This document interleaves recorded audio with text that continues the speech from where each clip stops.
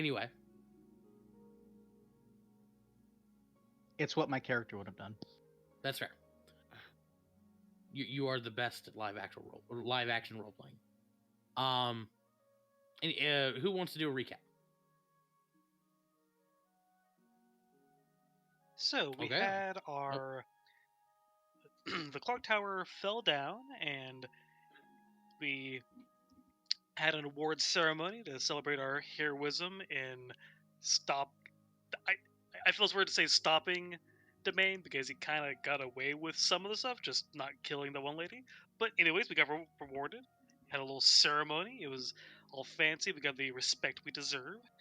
And we got some bad news along with that, which is that Durnan is now the captain of Dark Ward, and Tenevast has been transferred over to Trade Ward, which one makes things harder for Tenevast and the guild, and also moves her closer to, our place of business and up in our stuff more. So that's both annoying for her and us.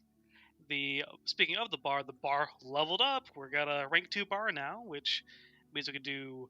There's stuff with that. We get more weekly income. We can do, I think, like better versions of the little kind of bar investigation stuff.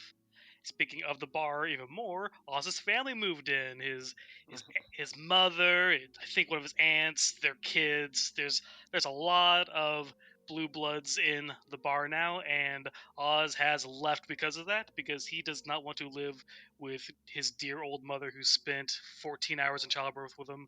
Unbelievable. Tenevast came to the bar and pretty much told us, like, yeah, her stuff is more difficult, and the guild is not happy about the situation with the Zints killing a lot of guild members and the shuffling and the watch captain stuff. So there is some unhappiness from the higher-ups in the guild towards this whole situation.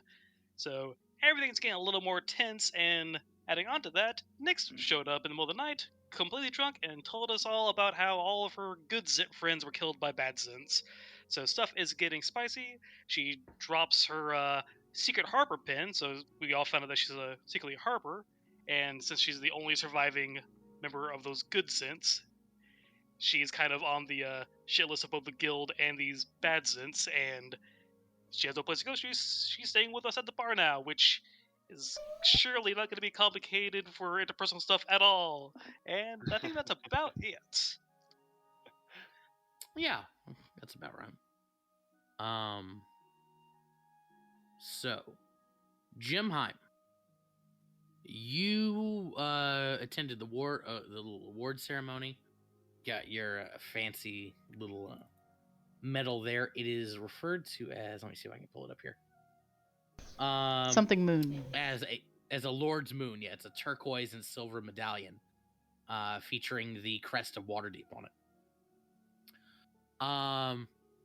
You've spent the past 3 days with your family. Your father has been shockingly happy and good-natured towards you. Although he's not super happy about you sort of disappearing during the whole Liar's Night event and whatnot, the fact that you were able to score an actual like medal with the city, get official recognition for the house, and form a strong friendship with another high-ranking house in the form of the Waviers, that like he's like giving you more credit than probably is warranted. He's just like well played. Obviously, you're the smartest guy. You obviously did this as a political move. Good move, good work and all that stuff. Yeah. I'm definitely just like buying into like, oh yeah, of course. Right. I told you I had it under control. I know what I'm doing. One other thing I'm going to say you've done over the past 3 days is you were able to get over here, and I'll shift ping you. Get over to this spot right over here, near the Shrines of Nature, at an intersection that, during the whole Liar's Night thing, Vivi got a message on the weird sending stone you found in your basement from a guy named Diggory Whistledown. And Diggory was saying that he has been standing at this intersection, waiting for Mr. Never. Like he was contacting Mr. Never Ember, and was said he had the thing he was supposed to, and he's just waiting for Mr. Never Ember to come by and pick it up. And you've been over at that intersection and have not been able to find hide nor hair of Diggory Whistledown.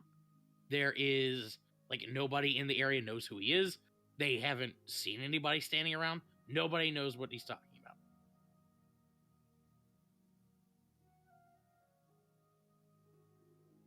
Puzzling. Indeed. But that's what you've sort of been up to for the past 3 nights or 3 days.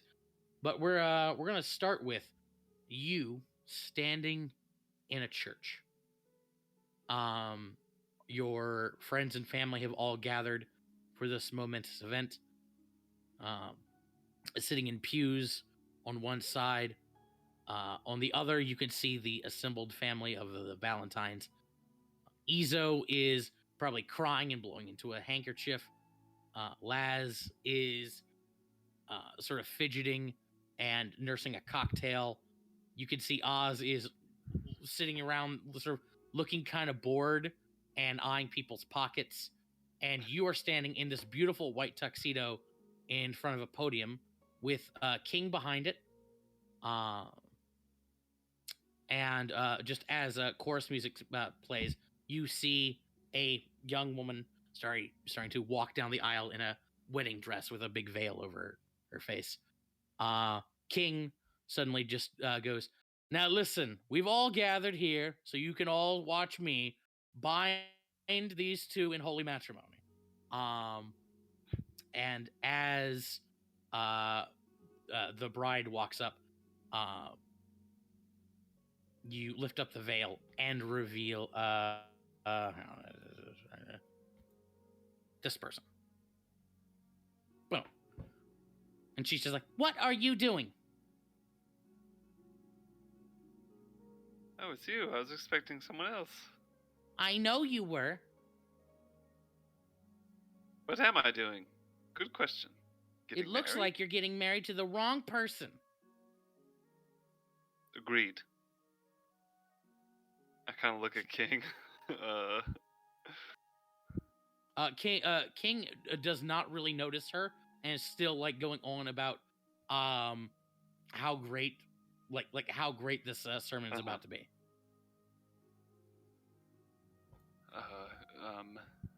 Is this? Am I dreaming? This must be a dream. Of course it is. I can't talk to you otherwise. Oh, good point. So, this marriage thing, huh? Yeah. Weird. It is pretty weird. What are your thoughts? What do you think my thoughts are? You're jealous? Well, I mean, a little, but that's not the point. It's not supposed to be Vivi. We gotta find Vivian. Yes, of course. Well, we did find Vivian. Yeah. When she left. What was that all about? She acted like she didn't recognize us. Yeah, and she was certainly strange. Yes. What do you think? What have you seen anything like that? Do you have any ideas? You're magical. You know magical things, don't you? I know some things. I know. If it comes to messing with people's brains, there's all sorts of things that could do that. A lot of them are kind of related to me. I don't know, though, if it's one of ours.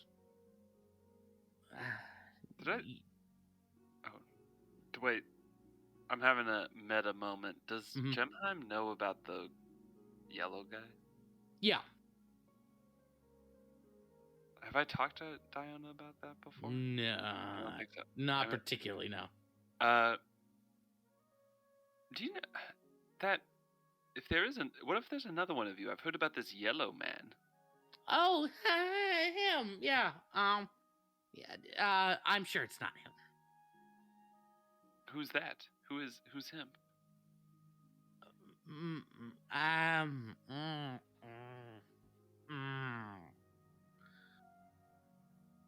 My brother. Your brother? My older brother. Oh, wow. What's his name?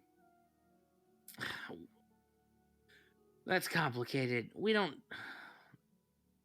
Jem, we don't really have names. My siblings and I, we kind of just are. People always know who we are. So, in a sense, we don't really need names. Like, I'm technically... I'm the azure blue of a summer sky, as seen from a hilltop on a blanket. And my brother is the gold fire of dawn through the boughs of a willow tree. Right, I feel like I've heard that.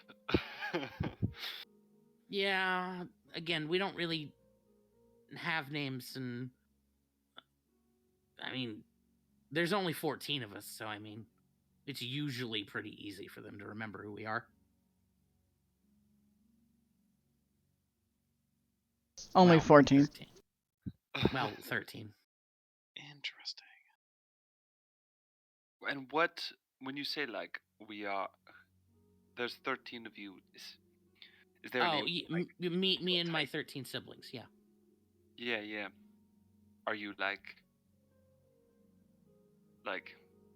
if I looked you up in a book, and they called a group of you, is there a name for the group of you? Yeah, I suppose. Are you willing to share it with me? I guess I should probably tell you, especially if Big Brother's here. We are, and she starts sort of looking around, trying really hard. This is really awkward for her. She just goes, "We are the sons and daughters of Titania, the Summer Queen." Oh, what? For real? I've heard of her. Seen a few Yeah, plays with her. yeah. We're her 7 sons and 7 daughters. Between her and her Manny.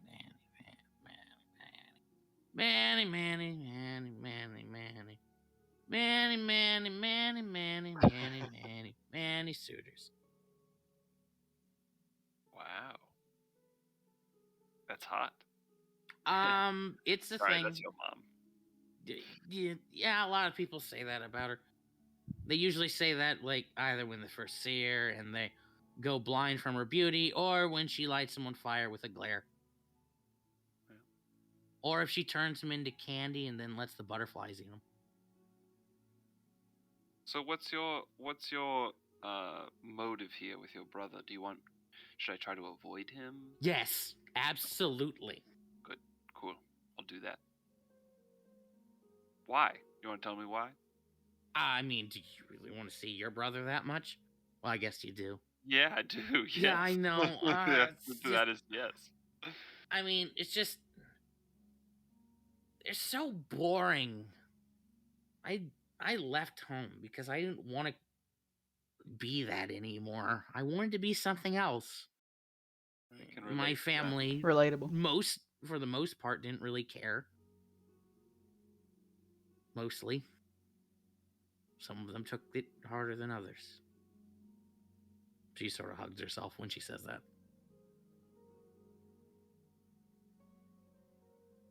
Well, let's do this. Let's, I feel like, I'm going through this personal journey of, I don't even really know what my I hate my family has held me down, but I've learned well, wait a second. I don't think what's your deal with my butler? You guys have a little relationship that you didn't tell me about. Oh, well, I mean, I can't just go around telling you everything I know. Fair enough, fair enough. Also, you didn't ask. But, yeah, what about Lucius? She starts floating in the air. Well, okay. I guess my point is that, I thought that he was very constraining of me, but I'm starting to rethink that. I thought my brother, I surely had harsh feelings towards him, but I don't want to see him harmed. Right? So I don't know. Just let's find my brother, and then maybe we can build the courage to confront yours. I don't know about that. If he's here, he's probably looking for me. And it's probably not a good idea if we run into him. Let's just not do that, okay? Would he like hurt me, you think? No, I don't think he'd hurt you. I think Hurt you? no, he wouldn't. Okay. He wouldn't. I have to wonder why he's looking for me though, and he might hurt people who accidentally. I mm, I didn't want to bring this up, but I'm Jim. She like leans in conspiratorially. I think he might be what's wrong with your brother. Oh. Oh. It's like him and my brother have like what me and you got? No, I think he was looking for you or me, or rather looking for me through you, and got to your brother on accident. And Oh. if he did what I think he did to someone who isn't you, it would probably explain what might have happened to your brother. Oh no. So, yeah, starts scratching the back of her head. Well, that's not cool. N- You gotta talk to him. Can you fix it? Can you fix it? I just probably. Well, we should talk to your brother and see if it's worn off. It might have done that by now. Okay, if not, I think you need to, get over your family problems and go talk to him. This is my brother's in danger because of your brother. That's not cool. I know. I'm sorry. I wanted to tell you, but I didn't. Well, I mean, I didn't know. But and Jim, that's going to be a lot harder than you think. I mean, we've broken into some crazy places. I feel like when we got to go to the what is it called? The place where they hold the crazy people. The asylum. Asylum, yeah. I think we'll be okay. Oh, well, I got a good team. Yeah, they are, aren't they? Yeah, they're pretty good. We got medals. Did you see that? Yeah, I'm excited. Like she conjures a medal for herself. See, I got one too. Nice. Well deserved. That it is.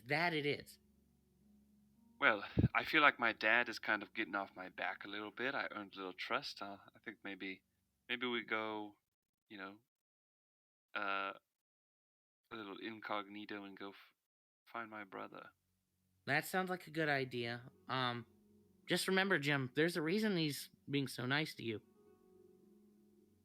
Yeah, I don't know. I need to talk to Vivi, I suppose. I don't like. I mean, we would have to say yes, right? Like they can't just marry us. In my experience, parents tend to do what they want to do. So, I don't know. Also, what is marriage? It's just like a piece of paper. Like if they want us to be married, like that's good for taxes, Jim Monroe, does that sound like a responsible opinion to have? That sound? Do you want to be like Tristan Ashbridge? Huh? Well, no, but like Tristan Asbridge You doesn't. don't be like him. Oh, I'm not. Okay, I won't. Mm-hmm. I'm going to talk respectfully to Vivi, and we're going to come to a decision about how to handle this together. And we're going to find Vivian, and then you're going to convince her to come back to you. That's the plan. Yeah, I mean, yes, but I think I've learned some things about like, uh, independence, and Mm-hmm. she can make a choice. Okay. Yeah, I mean, obviously. Yeah, obviously. I'm hopeful, but she's grown a lot and she doesn't bleed now, so I don't really know what she wants. Yeah, that's kind of weird too. We got to figure out what's up with that. I believe in you, buddy. She pats you on the shoulder.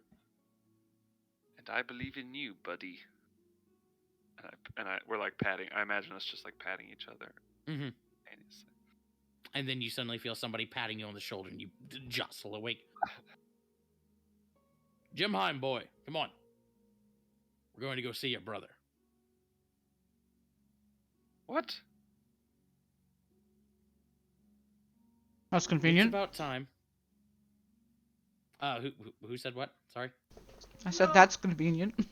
You did. Why? What do you mean? I thought we were what? What do you mean? You should know what's going on. I think you've demonstrated that you can be reasoned with. I suppose we'll find out. Indeed. Come on, we need to pick up your fiance. She should know about this too. I think my whole posse should probably come with us. As you've seen, they really my entourage. I need them. They help me with my connections. He keeps walking. They wouldn't. I wouldn't have made those connections with the Wavias without some of them. Get in the carriage. Be more polite to your favorite son. I get in the carriage. I'm like saying all this shit as I'm following him and doing what he wants me to do. Do I see that there is a Charlie in the game? Yes, there is. I am here. All right. Okay. So we're gonna cut back on over to you guys. Back at your bar. Okay. So the rest of you have your little bar. Yeah, you're going through your morning routines. Jim Heim will be pulling up here in a minute. Is there anything you guys would be doing first thing in the morning, dealing with the new residents, anything like that? I'm boiling some eggs. Okay. Drinking some orange juice. Has Caprica come in and seen that Nyx is here yet? Where would Nyx be staying? I imagine I'd probably just let her just stay in my room and sleep the hangover off. Oh dear. Oh, that's a bad idea. Yeah, that's a bad idea. Oh god. Okay, we don't have the private. So here's the question: Would she accept anything less? Yeah, that's another. Will she agree? Will she agree to stay? Have her sleep on your bed, but you are sleeping on the floor or something. I mean, if Caprica goes up there and sees that, I'm sure that's not she'll be able to pick up on that just from sight, and I'm sure Nyx isn't going to help with that either. So your room for right now, though, right? Should we tell her about how the secret room can't be scryed on and it's all secret and stuff? I wouldn't Probably. I wouldn't share that information, but telling her it's a safe space is not. Tell her it's a safe space, but I would not share that information. Okay, yeah, I'll try and talk her into staying in the secret room under the bar. Give me a persuasion check. Okie dokie.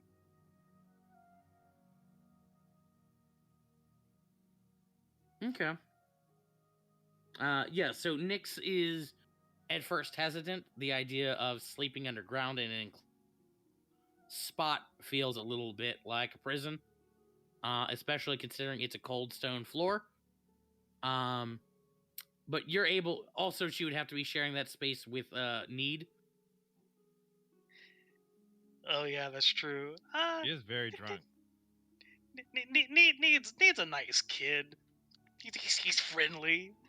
He's only done some creepy shadow things. He's a good kid. But if you're willing to get some pillows and blankets and like make it comfortable for her, yeah, she'll create a little nook down there for herself. Yeah, and I'll definitely emphasize how it is very safe down there, and yeah, I'll volunteer a bunch of the mini pillows and blankets that I have in my in my room. Chip that down there. Okay. Let's be honest, Laz probably crashes down there all the time. But yeah, Caprica will come in probably a few hours after that, none the wiser as to what's been going on. Okay. How to explain this to her? Oh, it's Jim pulling up? I'm going to delay explaining it to Caprica because King is bad at this. Okay, yeah. Oh my So, God, as- we're gonna yeah, as leave and they're Caprica's gonna getting come her- across each other. What were you saying, Iza? I said we're gonna leave and they're gonna come across each other without anyone here. Great. See, Ah. True. That's why I'm trying to hide her in the secret room. So Caprica's gonna go about her morning routine. Oz, you're still in the alleyway, I assume. Yep. Yep. Then yeah. Otherwise, Jim in his carriage is going to pull. In his dad's carriage will pull up. Hello, friends. So Kid. Hey, Jim, there you are. Hey, Jim. how you been the last few days? Laz is gonna look suspiciously at Mr. Moreau. He's yeah. just sitting in the carriage, just looking Just- at his watch. Just squinting at him. Has he met any? Like he knows Vivi. Has he met the rest of them? I don't remember. I think he's encountered them in some capacity. Uh-huh. He's definitely met Laz.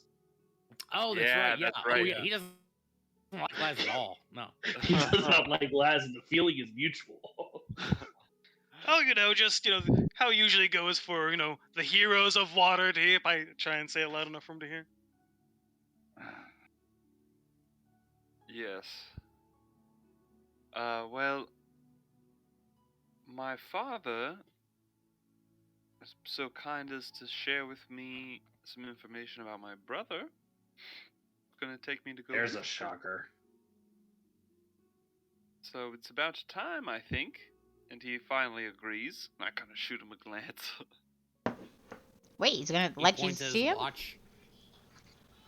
Yeah, he says that my fiance should come with me. I spit out my orange juice. Sure, Watch the yeah. fur. I Spit look in the at fur. I look at Izo. Oh, I didn't know that you two had. Jim blushes. No, it's not. It's arranged, guys. Oz is gonna be watching all of this from the window. like that sad pirate. Yeah, sad strings music plays. He's on top of Bully. Well, yes, I would appreciate, if anyone who's free today wants to come tag along, I could use your support, Oh, definitely. moral and physical. I'm sorry, what's going on? And walking down the staircase is Colk's Blue Blood. Oh, look at you! I don't believe we met. Hi, I'm Colk's Blue Blood. Nice to meet you. Oh, hello. Are you you're a relative of ours? That's right. What is my son not been talking about me? Of course not. He wouldn't. No, he just 11 called- hours I No, no. was in label with him. And this he is the talks thanks about I get. Much. I've never heard your name because he always just refers to you as Mother Dearest. Oh, about look you at him. all That's my the time. little munchkin. I'm gonna whisper in the pen. Jim, I'll support you. But yeah. Don't say anything stupid to my mother. Oh, Jim, by the way, there is a very large portrait now hanging in the bar of this. Nice. Oh my. It never gets old. No, it does not. That's amazing. Well, Miss Bluebird, it is a pleasure to have you The with. pleasure's all mine. She looks you up and down. Now, what's a handsome man like you hanging out with my son? Oh, we're dear friends. Oh, you're friends with my little munchkin? Jim, it's not a pleasure. It's not. There's no pleasures here. Abort. Yes, we're friends. No, it's cool. It's cool. You know, he never mentioned he had such a strapping young man like you as a friend. Don't you dare hit on my mother. Of course. No, yeah, good friends. Good friends, that's all. You know, just She gestures for you to lean over. I do kind of hesitantly. Tell me, do you happen to know any good goblin girls for my son? I hear he's been associating with some sort of Alvin Hussey. Oh, hey.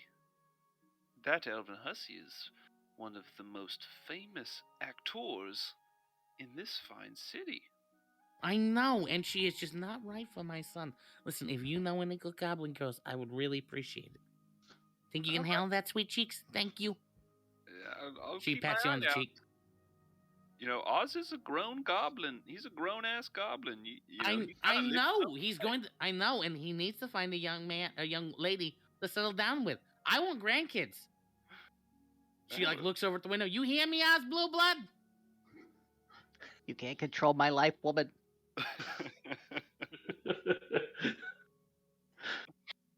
Well, Spoken through Harper Pin, so it's coming from Jem's chest. if you don't mind, I'm gonna steal your little munchkin away for the day. I could use his friendship and companionship today. Oh, certainly. Come back anytime now. Yeah, I will. This is my bar. Oh, of course it is. And she walks over to the bar, orders a Cosmo, and starts day drinking. Oh wow.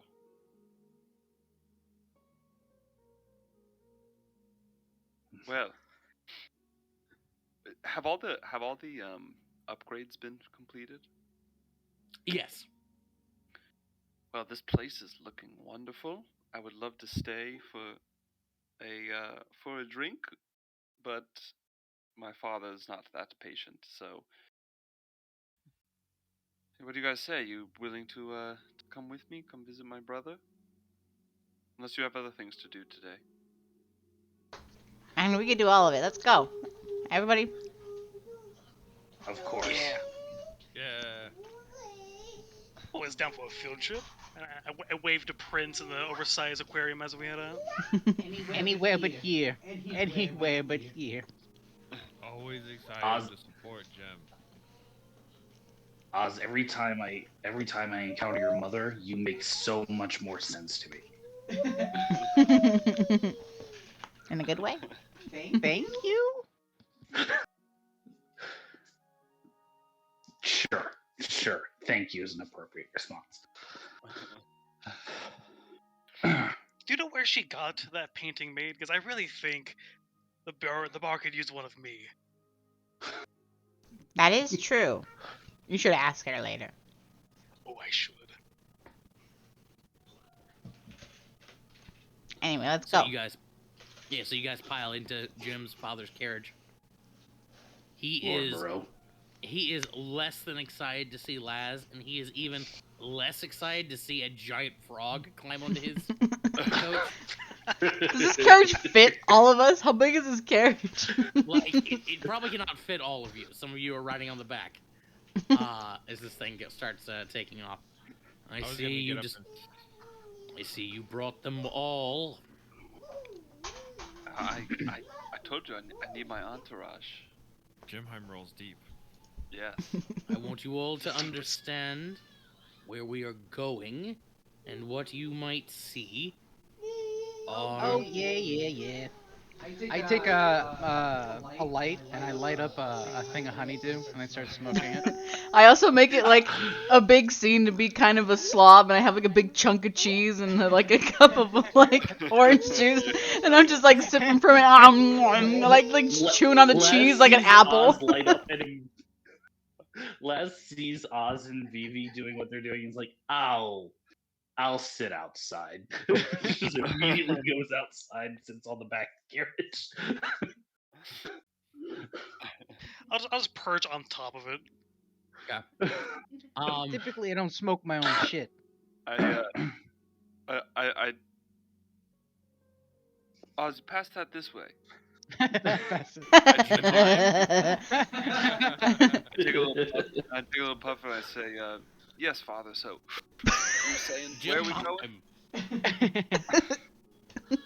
Wait, Jem, actually, me too. Oh no! I don't know about that one. I put your arm down, Jim. Ah, okay, fine. She can hang. Okay, fine. I get it. Well, you were saying what are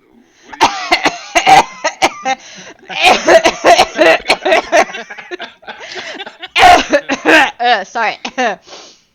Your first time? Yeah.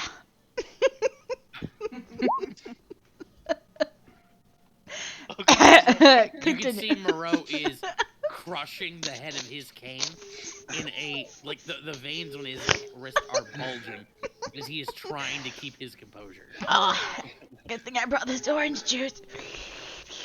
It's acidic. It hurts my throat even more. Anyway, continue, Lord Moreau. Yeah. What's Izo saying? Izo leans down from the driver's seat and leans like kind of in the window and holds out an egg. Mr. Moreau, would you like an egg? I just No, boiled I them." don't want an egg. All right. Izo just sits back up and starts cracking it himself. King and King Izo and Laz, the three of you being outside, would see a gentleman in a dark trench coat approach the carriage and pull out a little note and hand it to one of you. Let's see here. And just say, Danny Trench has completed his investigation.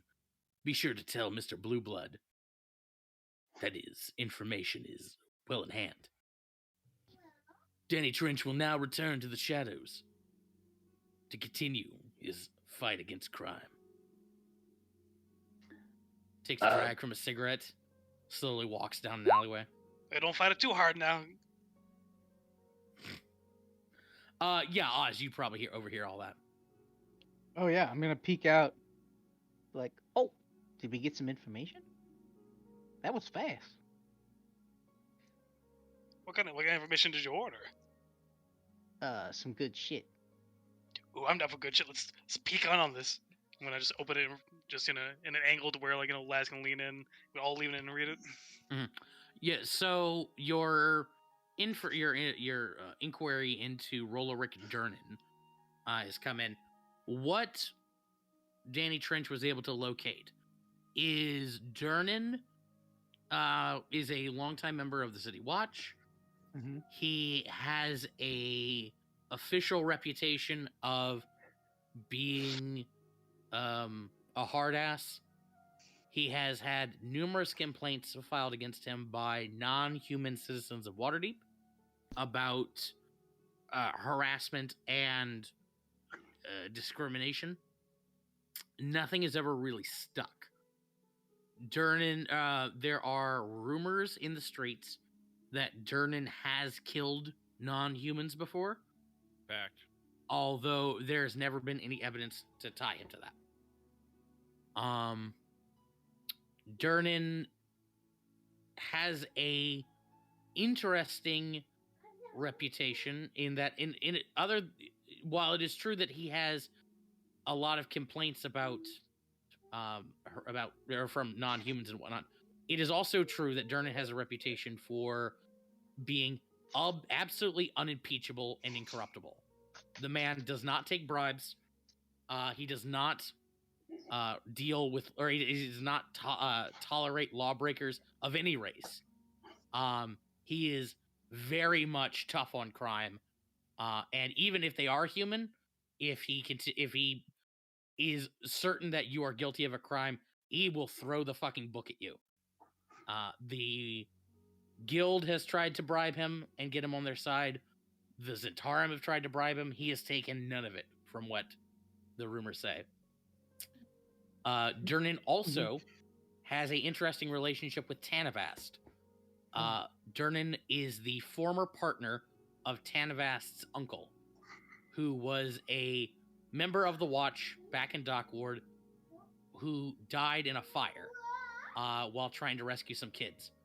That person ended up like developing this sort of heroic reputation in the ward, and his reputation kind of not only fueled Tanavast's career, but also is sort of given Durnan a little bit of a little bit of clout. Everybody knows about this guy and his sterling reputation, and some of that has applied to Durnan. Like, obviously, he's not the same, but they, like if he used to be the partner of this guy, it probably is okay. That being said, the last piece of information you have about Durnan is that it is known amongst members of the City Watch that whenever Wilhelmina Tanavast is around him, he fucking wilts. There is something about Tanavast that makes him very uncomfortable. Wasn't there Interesting. also? I think I asked Interesting. specifically about his relationship with, what was his name? The big Domain? heist guy that we just took down. Domain, yeah. Oh, Domain. You would know that Durnan was the biggest supporter, the biggest and most public supporter of Victor Saint-Domain in the Watch. He regarded Saint-Domain as a paragon of what the city needed. He was a human, and therefore that sort of like tickled Durnan's racist sentiments. The two of them were not friends. They didn't engage in any sort of social. They didn't go to like parties or anything like that. But Durnan was sort of Saint Domain's like primary champion on the Watch and a contact of his. Would any of us know more about that fire that his old partner / Tanavast's uncle died in? Let's see. If you are a resident of Waterdeep, you can roll me a history check. So all of us? Well, everybody except King. Yeah. I would say Vivi. I would say people other than Vivi and Jim would have an advantage. Okay, Oz has it. Jim has it. Isa doesn't know.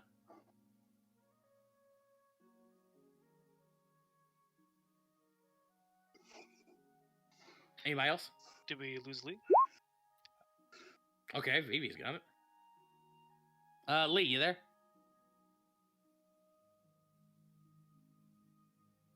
Okay, well, we're gonna keep pushing forward. Let's see. Yeah, okay. So, Vivi, Jimheim, and Oz. The three of you would know. You remember reading news stories about this guy? The guy who died in the fire. This was before a lot of you were born, but his reputation sort of echoes down. There's a statue of this guy somewhere in Dockward, but his name was Haskell Durant. He apparently died in a fire 22 years ago.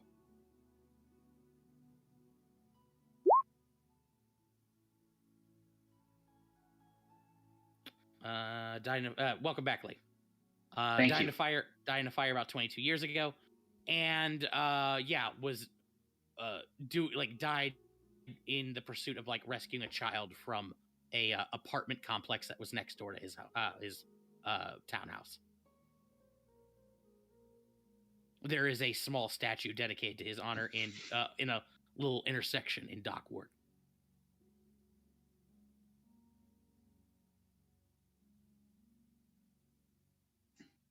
Interesting. Or I imagine. I imagine they would relay that information to me and knew. I don't. Because of them. I don't. Yeah, Oz, Jim, Vivi. I don't. Would you keep that to yourselves? Now we'd tell him. Yeah, I would tell him definitely. Yeah. So if Durnan is wilts around Tanavast, was tied to Tanavast's uncle, and he happened to die in this fire, maybe it has something to do with that fire. Or if not, that might be one way to get at him to make people think that way, since he doesn't seem to be corruptible or manipulable. We can't manipulate his, we can't manipulate him directly, but manipulate how people feel about him could be some way we can do something about him.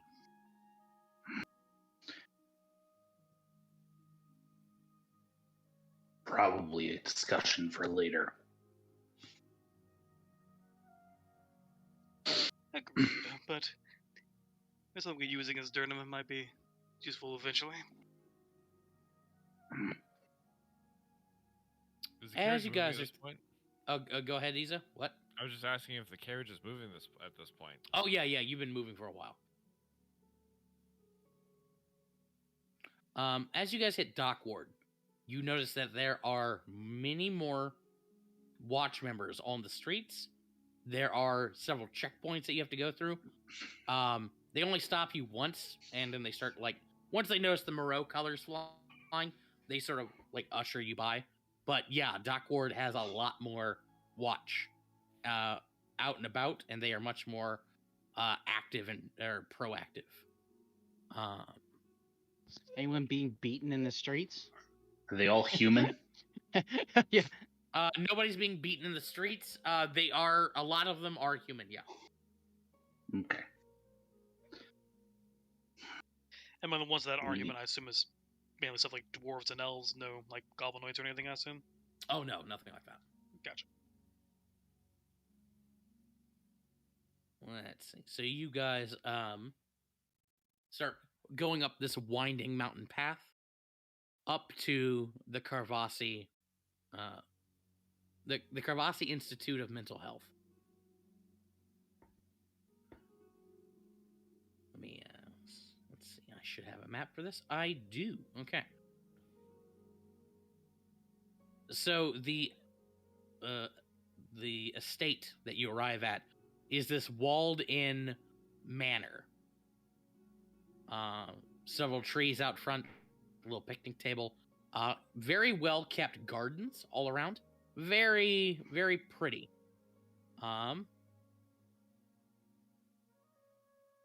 Wait. There we go. Quiet. Very peaceful. Your carriage comes up to the front gate. You all disembark. Wilfried Moreau emerges. Looks at all of you. As I was saying in the cart, what you are seeing here is a private matter of the Moreau family. It is to remain private. Do I make myself clear? Yeah. I mean, I don't know who else he would tell, because we're the only ones that really care. My lips are sealed. I'll make sure Broly doesn't say anything. Bully's the frog. The secrets of Laz Kim are responds safe with with me. stony silence. Inspector, do I make myself clear? Oh, I've got the message.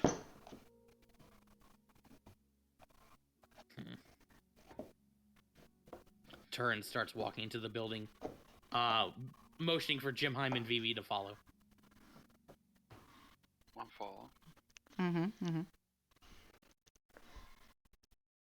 You arrive in the little waiting room. Hang on. Oh, hold on. I think I have you guys on the wrong layer. I do. Oh.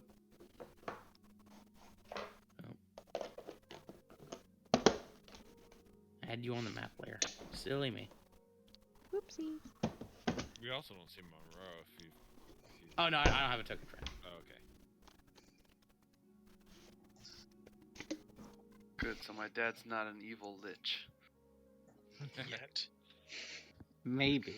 Check that At off least the not list. one that we're gonna fight right now. He hasn't Yeah. performed the ritual yet. That's in episode 2. Quit giving him ideas. We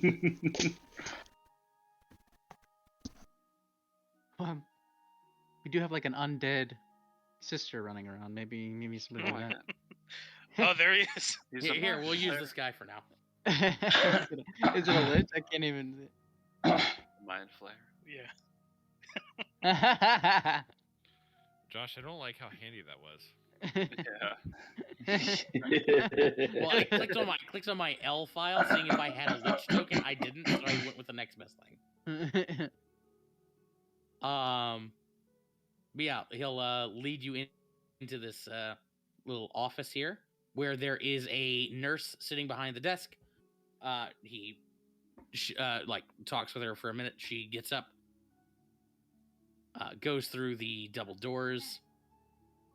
After a few minutes, she comes back in. The doctor will see you now. And let me start revealing some areas here.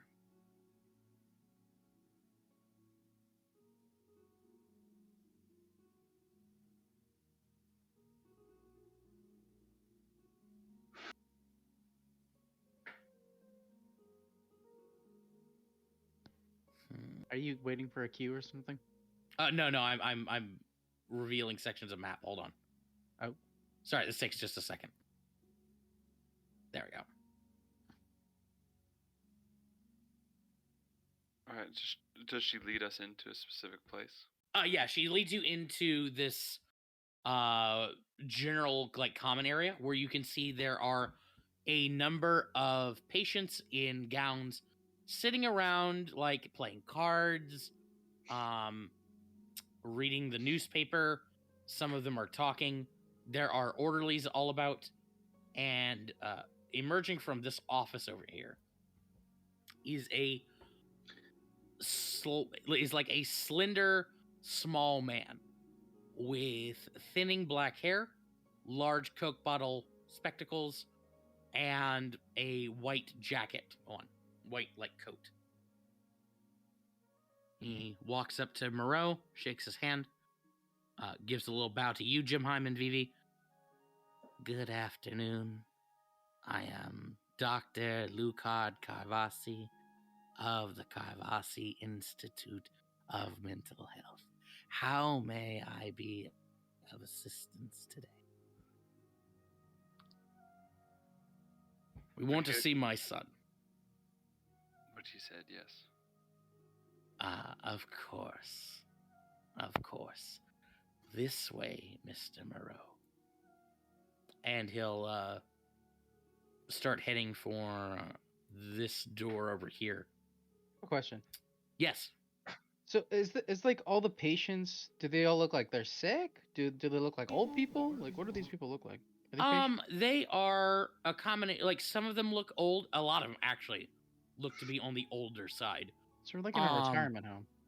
It's an asylum, but it kind of you get kind of a feeling that a decent number of the patients here are older, who may be going a little senile and things like that, and the family doesn't really want them around.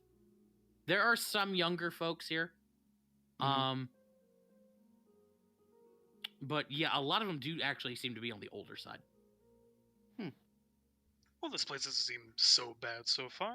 In fact, reminds me, I had a great aunt Aquila who was sent to an asylum of sorts, more of a spa to kind of get out of the way. She started to lose her hair, you see, and she started to think she was a human. But you know, she got as many drinks as she wanted, a spa to lay about at.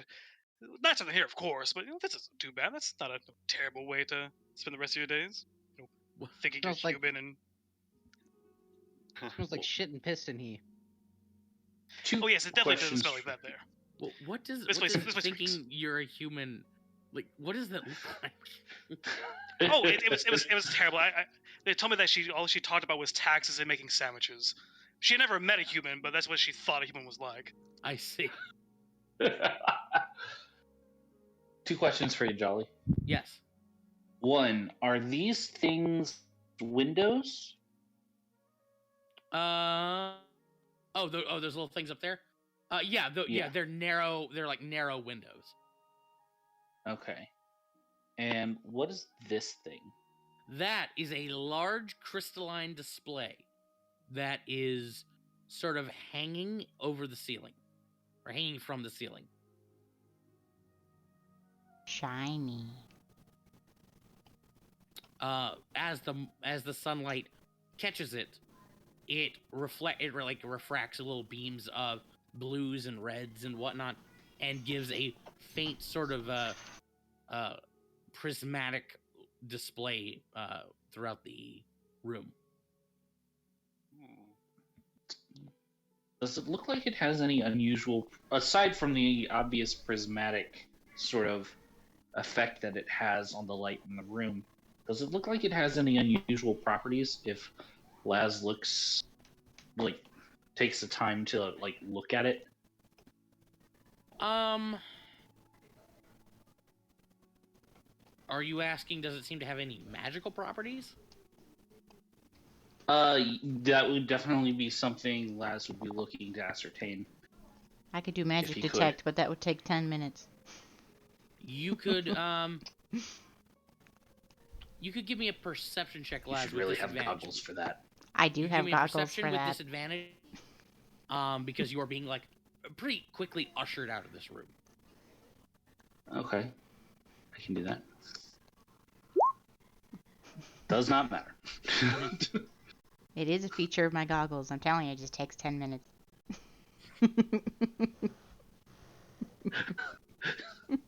No, really, it works. I swear. It's like a death ray powered by the sun, but it has to warm up. It does The have to sun warm has up to every warm single up. time you try to use it.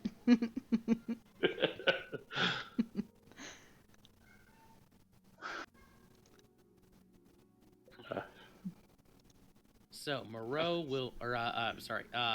Karvasi will lead you into this wing over.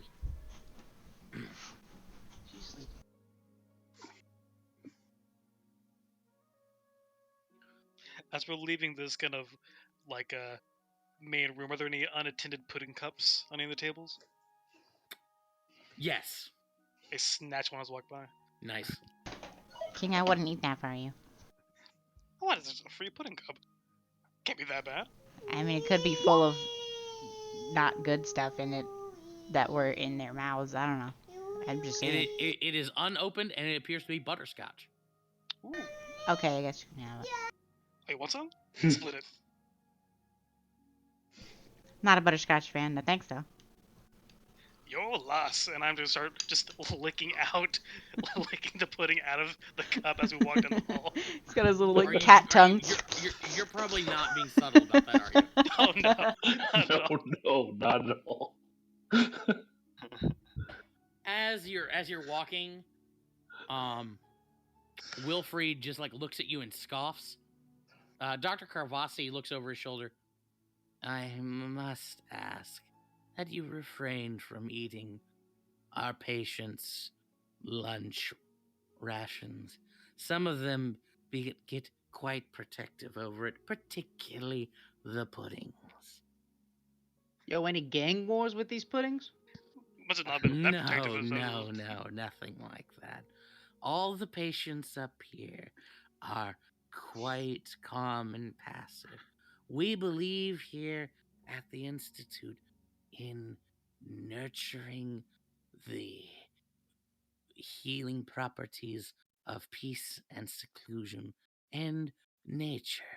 You'd be surprised how much fresh air and little sunlight and a bit of kindness goes towards fostering good mental health. And good pudding too, as I finish off the cup. Thank Yeah, you. that doesn't really line up. I mean, aren't these supposed to be like violent criminals and? Oh, you're talking about the special wing. Those are a different matter. As if almost on cue, Oz, you hear this like low, mournful come from somewhere in this building. Suddenly, back in the common room, all the patients in there suddenly start going in response. Are they trained like dogs? Oh, no, they do that sometimes. I'll have to speak with the orderlies about that. I'll have to go attend to that patient once we're finished here. Yeah, right.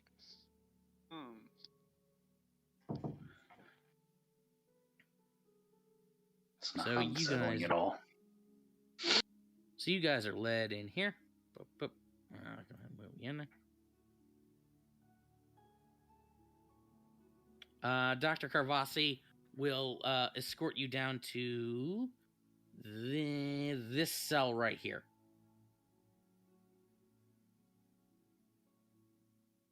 Boop. There you go. I have to ask that you refrain from causing the patient any undue stress. I can't stress to you how important this stage in his wellness is. His treatments are proving rather successful. Any sort of undue burdens or jolts to his psyche could result in regression. I would ask again, please use your best judgment. Don't cause too much anxiety. And don't give him anything or receive anything from him. Just know I will be in the other room if you need anything. There will be orderlies ready to assist you in any manner that you might require. Lord Moreau, I would have a conversation with you. He turns to Wilfried and heads out, leaving you guys alone in this cell block. Yeah. Questions. Which block am I in, and which room did he say he was going in? So the doctor is okay. So you guys are in this room over here. The doctor is going through this door, closes it, and like is talking with Wilfried on the other side of that door. And Jim's brother is in this room right here, right? Yes. Okay. Here, I'll see if I can find a token or something for the good doctor. Let's see.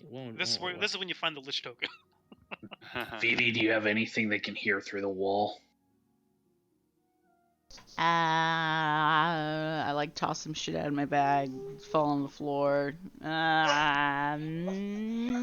Nope. No, we might be here a while. No. Are the walls thin enough that I could hear through them? Also, are the doors solid, or do they have like any like little windows or any little slots? The door out of this room is pretty solid. It has a little window with some bars on it, but it also has like a little sliding panel which is currently closed, and it looks to be slidable from the other side. And let's see here. Here, I'll use a wraith for the doctor because I don't have anything else. Oh god. I don't have a doctor token. What do you want from me? As for the doors to each of these like rooms, they are basically they're just like solid like reinforced glass. Oh, If I look in through it, do I see my brother? Do I see Madison? You see, let's see here. Ba-ba-ba. You see this gentleman.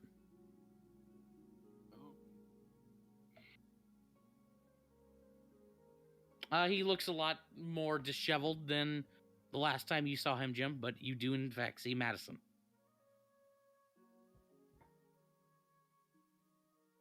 I'm gonna open the door and go in. The door to the cell is locked. Oh. Poop. Josh, have you shared art? I didn't see it. Hey, Oh, I can unlock that door if you want me, Jim. oh, they just showed it to. Oh, you Yeah, I only got showed it you. to Jim. Okay. oh, I did apparently. Hold on.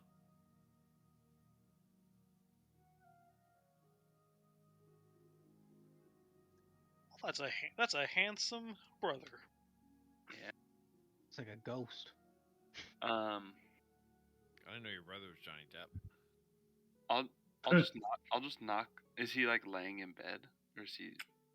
He is currently sitting on a little stool at a small makeshift desk and is like appears to be sleeping at that desk. Got his head down, just like laying there. I'm going to use my. What ability is it? Oh, this one, my mind link.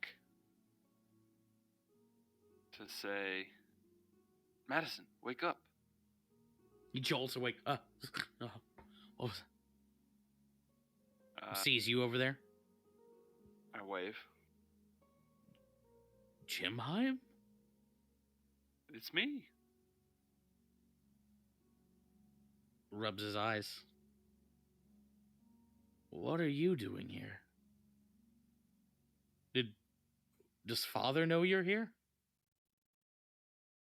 Unfortunately, yes. He brought me here. Oh. Well, I guess that's good. How are you feeling?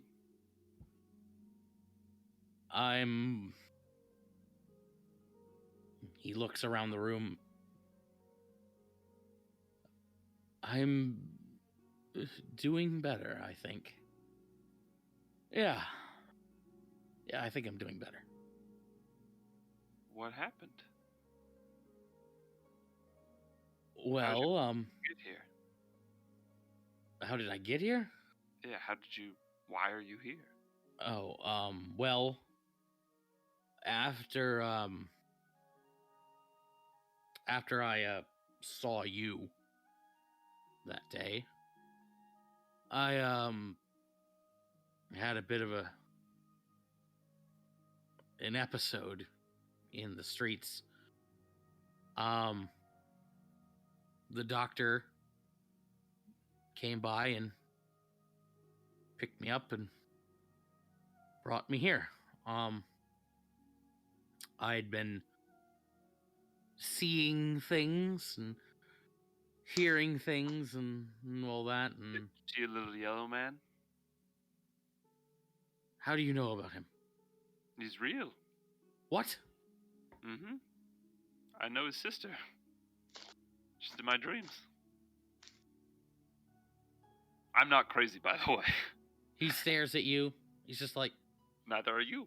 and you see his face, his like brow furrows. I swear. You came all the way out here just to mock me? No. Just to pull this on me? Did he tell you? Let me ask you this. Did he tell you that he was Golden Dawn, as seen through the boughs of a willow tree? What? What are you talking about? Oh, damn. I thought that was going to be like a big epiphany moment where you started to trust me. Jim Bum, I don't know how you know about about all that. But I think it is really in bad taste for you to be coming out here and feeding me lines and feeding into my delusions. I'm not. I wouldn't do that to you. We've had our differences, but come on.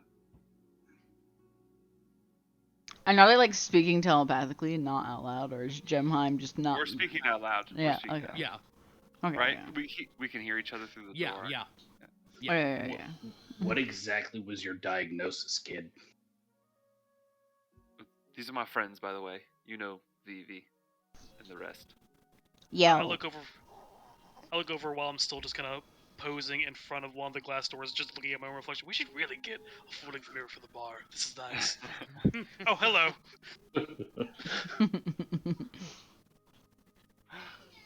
Verity, good to see you again. You as well. You're looking good. Well, thank you.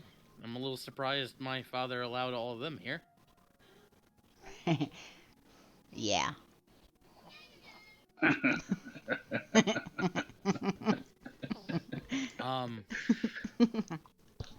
As for my diagnosis, I was suffering from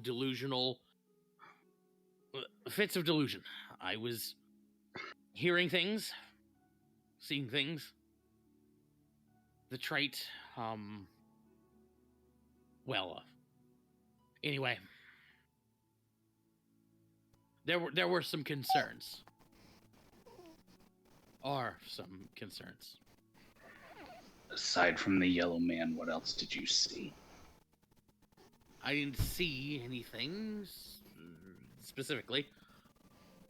Although I was hearing dogs growling. At night, I could swear I heard a hound or multiple hounds. Yeah, howling we in the all night. did. Yeah, wait, we just heard that. We all did. We beat them up. They were What- like big evil Les puts hounds. his hand on his head because completely forgot about the hounds in the midst of all that was going on. Wait, don't worry about the hounds. We can take care of that yes hound, no problem.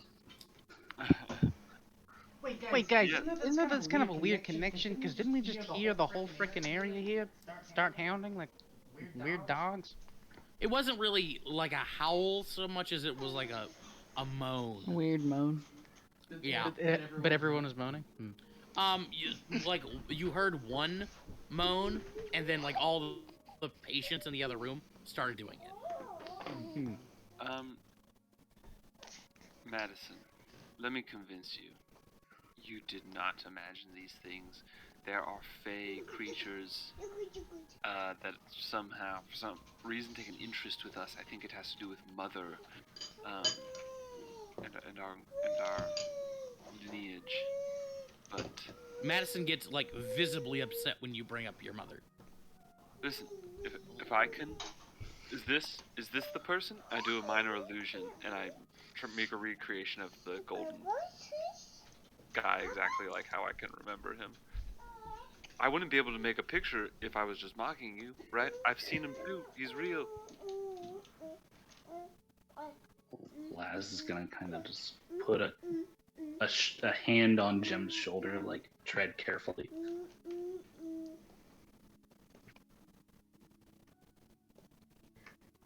What do you want here, Jim? I want some answers because I got a little blue girl in my head, and I don't think you should be here. I think you've been hurt by these creatures, and Yo, you want to break out? No, No. I don't want to break out. I mean, we can make a distraction real easy. This place. I don't want King, to go. no. I don't want to break out. I want to stop hearing things.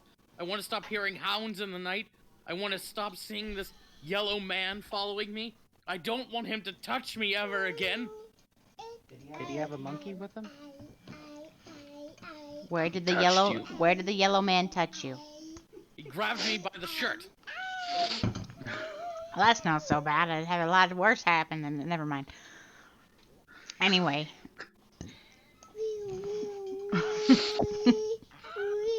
Grabbed me by the shirt, grabbed me by the wrist. Next thing I knew, I was, according to father, I was running around the streets naked, clucking like a chicken, spouting delirious things. That's like a normal Tuesday afternoon for us. Yeah. Well, it's not for me. I'll What's take your I don't- treatment regimen been? A lot of rest. Did they let you have the? What were we thinking? Did they let you have the pudding? Because it's pretty bomb. Yes, yes. We've all had the pudding. Well, that's one good thing.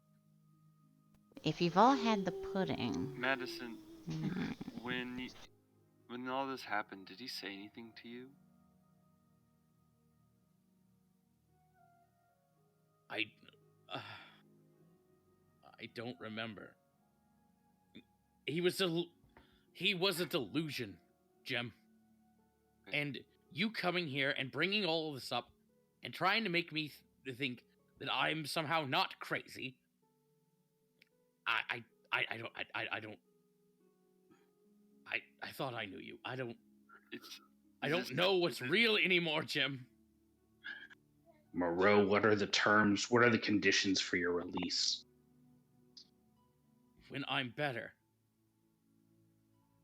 And how do I'm they not- determine that you're better? I don't think they're going to. Well, listen, it's clear to me that we're not helping you get better by being here. So I'll leave you There alone. is no getting better from this. God, you're so. What about some dream I'm movie? going I got- crazy just like Mother did, Jim. I Laz deserve. is I going. need to be in here. No, you're It's wrong. better. You're crazy than I'm crazy, and I don't think that's true. I think they're real, and I think I'm going to help you this time. You've helped me. Now it's my turn. Watch this. Jem is going to be the responsible brother this time. You watch. They're Not gonna That's stop right, helping. the Jem. voices. It's all gonna go away. I'm gonna take care of it for you. I mean, is your brother really the typically responsible one? Doesn't he have like a kid out there? What? I don't think we should have come here. Yeah, I don't think you knew Thanks, that. King. I got this smoke What did he bomb in case say? we gotta escape. Nothing. I I gotta think you nudge just heard Laz, like, something again. I think you heard. little I motivation. didn't hear him say anything. Laz Get a is little going to motivation level his going. eyes at Moreau and say, if you don't snap out of this funk, your kid's going to grow up without a father. That's what he said. And Laz knows a lot about that. Laz does know a lot about that, which is why Laz is getting a little heated right now. I don't think any of you are helping. I think we should not have come here with Jem.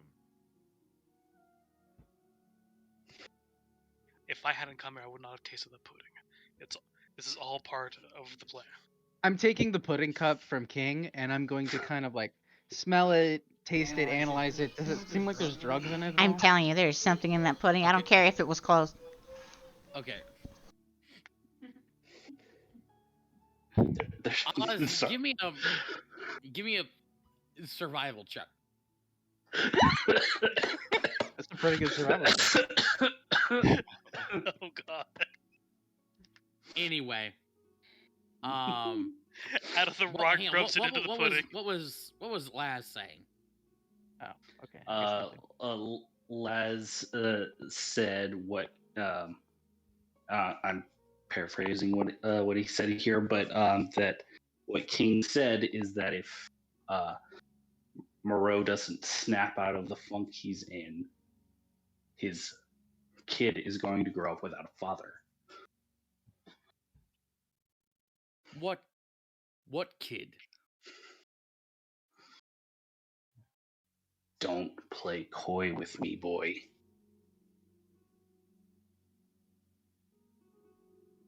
I grab King by the by his fur and I pull him down to me and I look into his eyes. Hello, Oz. Nice to meet you. I'm checking him. Is he okay? Like, how's he feel? Like, does he look weird? King, how you feeling? You can't hear you, You Kyle. are super quiet, Kyle. Your- You sound your like you're very mic- far away. No, come close. I don't know. Very far It's just away. really Very far quiet away. for some reason. Like Maybe it, turn it on and turn it it off sounds again. like you're close to it. It's just that the volume is down a lot for some reason. Yeah. How about now? There we That's go. there we way go. better. There we Yeah, go. my volume control, my little like dongle thing, got hit somehow. I hate with Again. the dongle thing. I Does know, that. right? So I feel pretty jazzed about pudding, but besides that, I feel all right. Guys, there's something in this pudding. I told you there's something in the pudding. If it's this good, we should suck it in the bar. Yeah, No! Izo, are you going outside? Yeah, I'm leaving. Okay, I'm dealing with you in a second here, Izo. Inside the cell, Madison is like just staring at his desk, looks over at Laz and Jimheim. There is no funk Pudding. to snap out of. Jimheim, you wouldn't know this, but before she died, in the last few months of her life, Mother... She wasn't well, Jim. She was seeing things. She started hearing things. Father would find her sometimes just talking to someone. Talking to the mirrors or to the china or to like the crystal.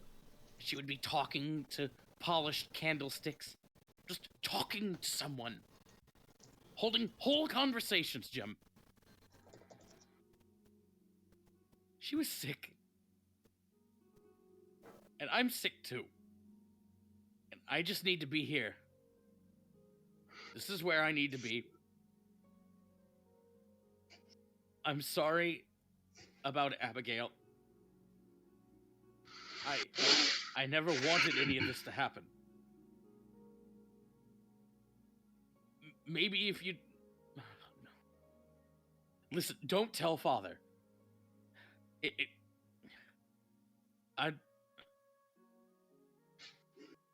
Jim, I'm not getting better. Okay? I don't know what's going on with me, but I have a feeling I just need to be here.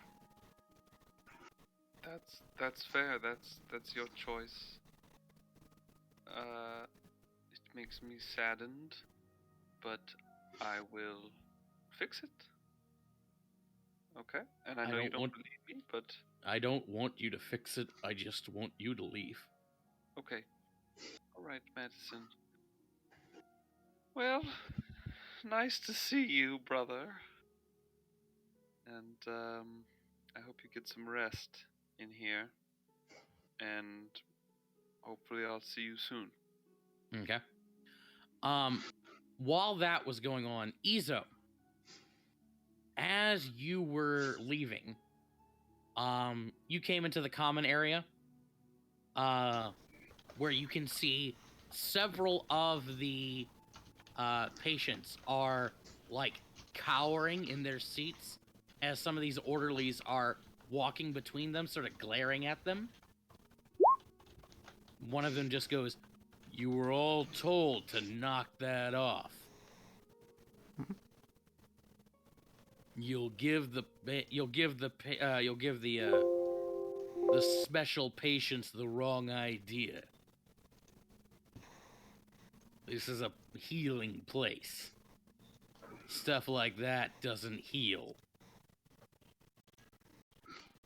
Moreau, for his part, is sitting over here on the couch, sipping some water.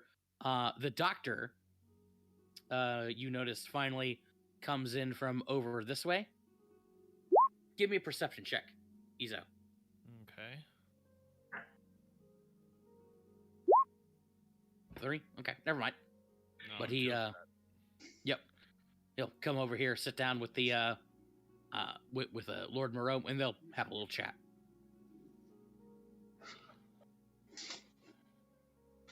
Oz, are you sticking your hand into King's mouth? Yep. King's gonna try to grab his throat dangly thing. I am not Dangly thing. releasing my delicious pudding. Damn. He wasn't putting that in. Go swipe his own damn cup. It seems like Oz is like trying to like. Hey, Are you you need allowing to him throw to like this put thing his up. hand in your mouth? No. King, I don't think you realize you just ingested something that's horrible. And I keep trying to like. Can't be that Make him horrible. It throw tasted amazing. No. So as King and Oz are sort of like wrestling for this pudding cup, Bully suddenly like lashes out, grabs the cup with his tongue, and eats it. Oh no. I wasn't done with that. Dang it.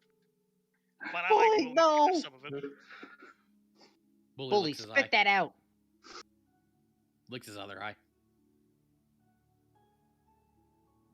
Bully, you listen to your father. Oh, well, it's just I don't have the pudding anymore. So, Jim's brother guy, have the dogs been visiting you while you've been here, or was it just before you came here? Get out! Okay. From one coward to another kid. You're a fucking coward. Gladys turns around and walks up. I don't know think you guys realize that pudding had something in it. The doctor comes Flavor? rushing in. That's what I've been saying this whole time. Doctor comes rushing in. What was that outburst? He took my pudding cup. What the hell's in this pudding? He ignores all this pudding talk and goes over to the patient. Is there something wrong, Lord Moreau? I don't want any more visitors. Doctor turns and glares at all of you. Could I have a word with all of you out in the common room? No. I need to get the Sure, fuck out of here. yes. We all need to get out of here. We're leaving, yes, of course.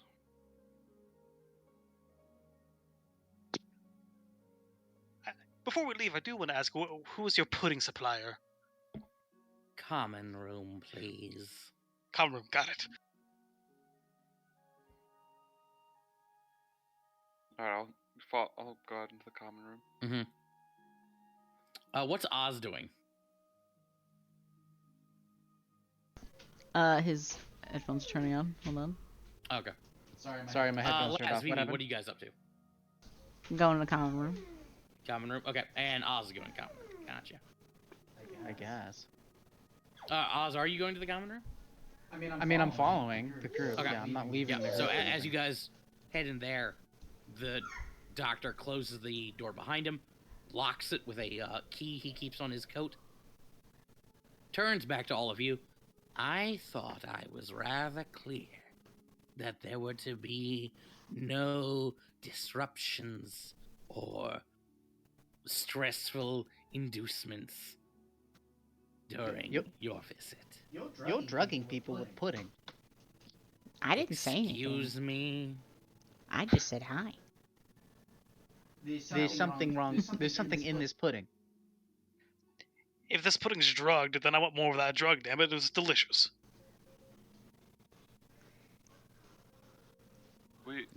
Looks over at you, Jim Heim. We meant no harm. I apologize. He got a little worked up, you know. I hadn't seen him in a while, but we were just about to leave when you walked in. So we'll be on our way now. Your brother is in a very delicate state, Lord Moreau. I would hate to see him regress because of excitations induced by you. I think it would be a good idea if in the future you brought fewer people. Perhaps the numbers overwhelmed him. Or maybe he's just a little bitch. I don't know. Or maybe you're inducing him with pudding. Yeah. Maybe. Yeah, we'll be going. We'll be going. But, you know, maybe he's not so crazy. You never know. Mr. Moreau, your family has a history of developing mental illness. Unfortunately, Mr. Madison's symptoms seem to check with your family's history, delusions, and hearing things. Unfortunately, I suspect this is the onset of some sort of hereditary condition. It is rather unfortunate that these things do happen. Yes. As for my pudding, all of the food is produced and cooked here on site. I can assure you, we take our patients' nutrition and health needs into our topmost consideration as we are prepping it. Food here at the Karvasi Institute of Mental Health is nutritious and wholesome, I assure you, sir. Would you be interested in catering any events at our bar by any chance? Unfortunately, we do Can't not now. possess the facilities to cater. Damn. We rely on the generous donations of clients and other patrons, particularly the Castellanters.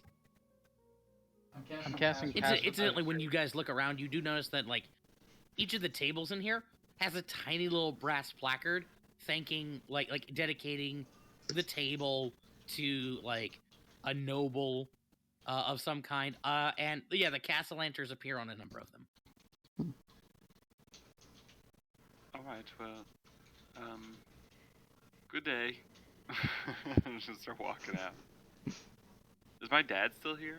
Yeah, he's over on the couch, like very visibly annoyed with this situation. I'll say, well, thanks, I suppose, for taking me here, Father. I think I'll find my own ride home. You know, you would think when so many people can do magic that, you know, people having delusions is common enough that wouldn't warrant sending him to a mental hospital. But, you know, that's just me, my opinion. So I'm casting pass without a trace and putting my cloak of elven kind up, my hood. Okay, so you're bumping a whole bunch of your stealth up, okay? And then I'm gonna try to gather as many pudding things as I can take, if I can find any. You're a hero.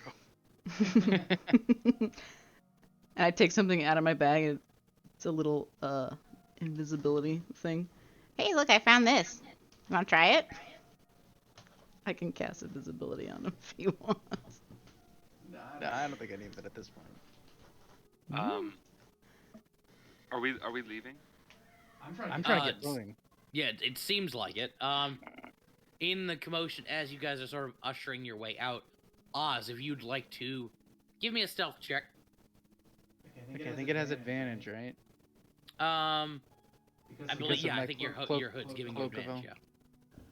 Yeah. You have advantage in stealth checks made to hide. Advantage and plus 10. So 34! So Oz, yeah, you hide under one of the tables during the commotion, and as everybody's sort of being ushered out, you can grab a bunch of pudding. Let's go with let's add 2 to this number. 4. You grab 4 cups of pudding on your way out. Nice. Nobody notices you. Okay. Did you want, like, is that all you wanted to do? I was thinking of other things too.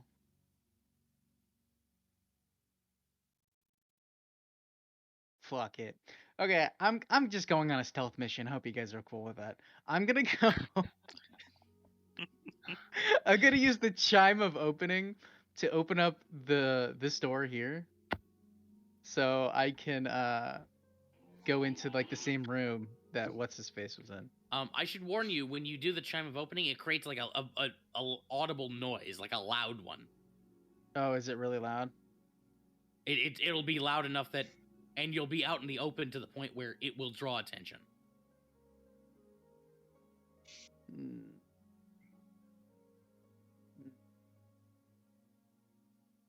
Do I have lockpicks? I don't think I have lockpicks. I should get those. Okay, that's fine. Then I won't do that. I won't go on my stealth mission. That's Okay. As we're walking out, Mhm. like, is he like escorting us out of the building? Yeah. As we're beginning to walk away, and he's like turning back to go inside, I'm gonna try to cast Phantasmal Force on him. Oh, the doctor? Yeah. Okay. And if it succeeds, I want to make, within the next minute, sporadically, a little yellow man pop up and just whisper in his ear, like kind of pop up in front of him and be like, I'm real. I'm real. I'm real. Just, like, annoy him for the next minute. I see. My intention. He succeeds. Oh. Oh shit, does he know that you cast it? He might. Oh, no. I have my smoking bomb if we need to get out of here. The doctor doesn't seem to notice you cast it. Izo, Oh, okay. while you were outside, you occasionally heard this sort of like low, pitiful moan coming from over this way. Over which way? Over this way. Okay. If I get up and peek through this gate, do I see anything? Yeah, you would be able to see like right about here. Mm-hmm. You're not seeing into this window. Rather, you would see the like at ground level is a window for like a basement room of some kind. You know how those would be really up high. Yeah. Mm-hmm. The window has thick iron bars going across it, but you can hear this sort of like low sobbing moan coming from that window. I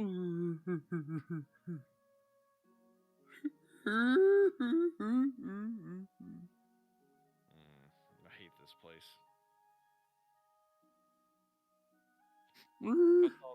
How is this gate locked? I assumed. Yes. How tall is it? 8 feet. Do I see anybody around? There's nobody around. I want to hop the gate. Okay, you can very easily do that. What do I see when I peek through that window? When you peek through the window, you can see a small cell, entirely like covered in stone. There is a glass wall for a like where like bars should be. There's just like this reinforced glass. And you can see sort of huddled down, sobbing into his hands, is a almost spherical man. Very rotund. Give me a perception check real quick.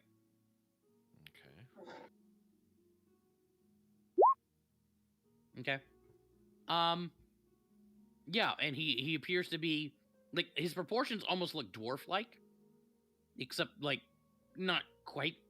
And he's just like sobbing into his hands.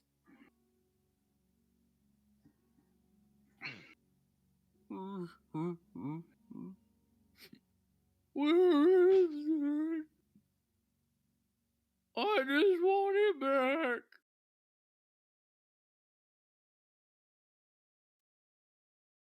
Who are you looking for? Huh? And he like looks up, and when he does, Izo, the face on this man reminds you of nothing so much as a walrus. He's got a bushy sort of beard, these like fat jowls.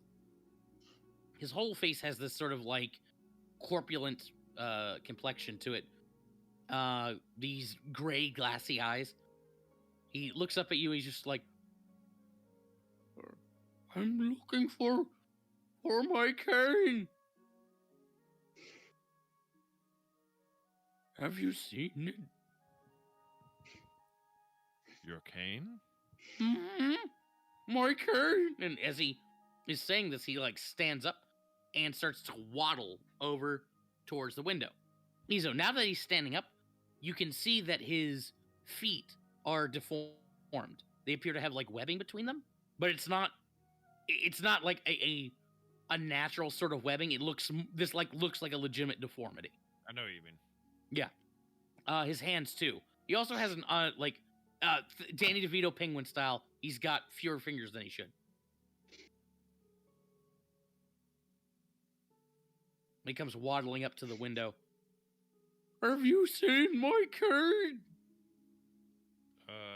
No, I'm sorry, I haven't. The doctor took it, won't give it back.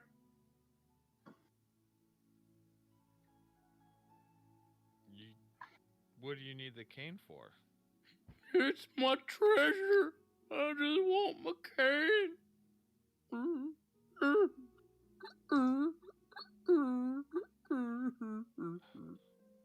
I'm sorry.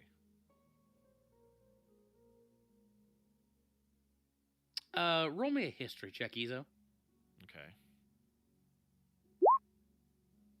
Okay. So, why are you in here?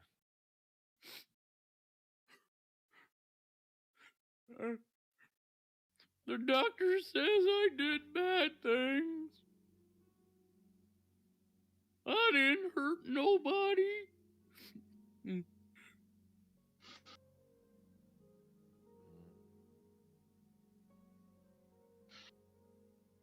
What did he say you did?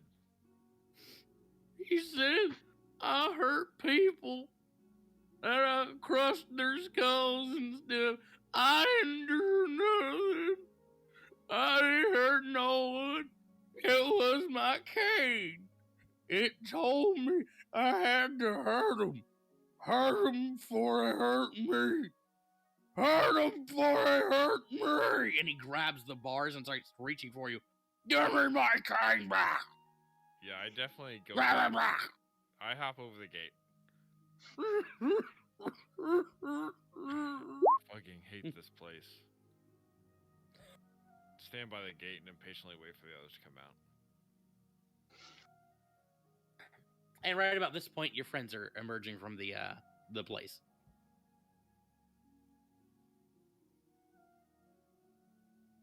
Laz, you were wrong in there.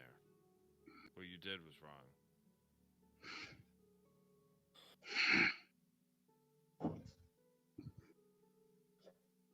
You too, Oz. King. So what did I do? I didn't do nothing. You were both Moreau's. What's his name? Madison. Madison is obviously very upset, and you were both very flippant. It's not nice. I wasn't flippant. And you were pushy. They were flippant. And it's also Damn not right I simple. was pushing. They are drugging him with drugs. You drug yourself with drugs. Yeah, but that's that's voluntary, and at least I know what what mine do. You know that the Fae exist. You know that they are Yeth Hounds. They're gaslighting him and keeping him here. And he doesn't have...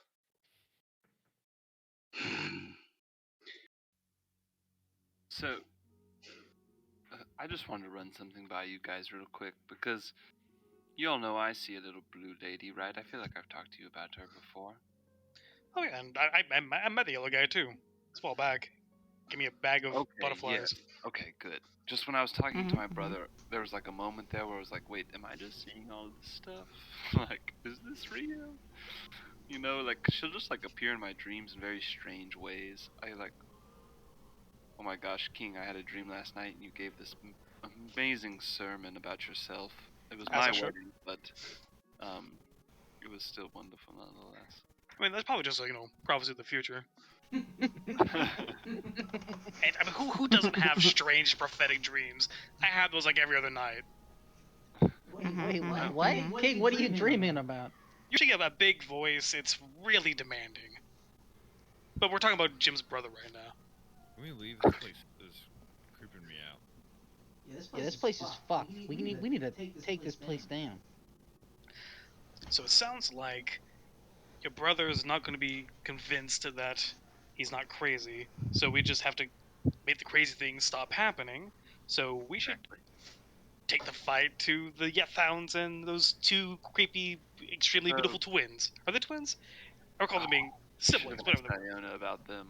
They said that they make They were the creepy. drugs here.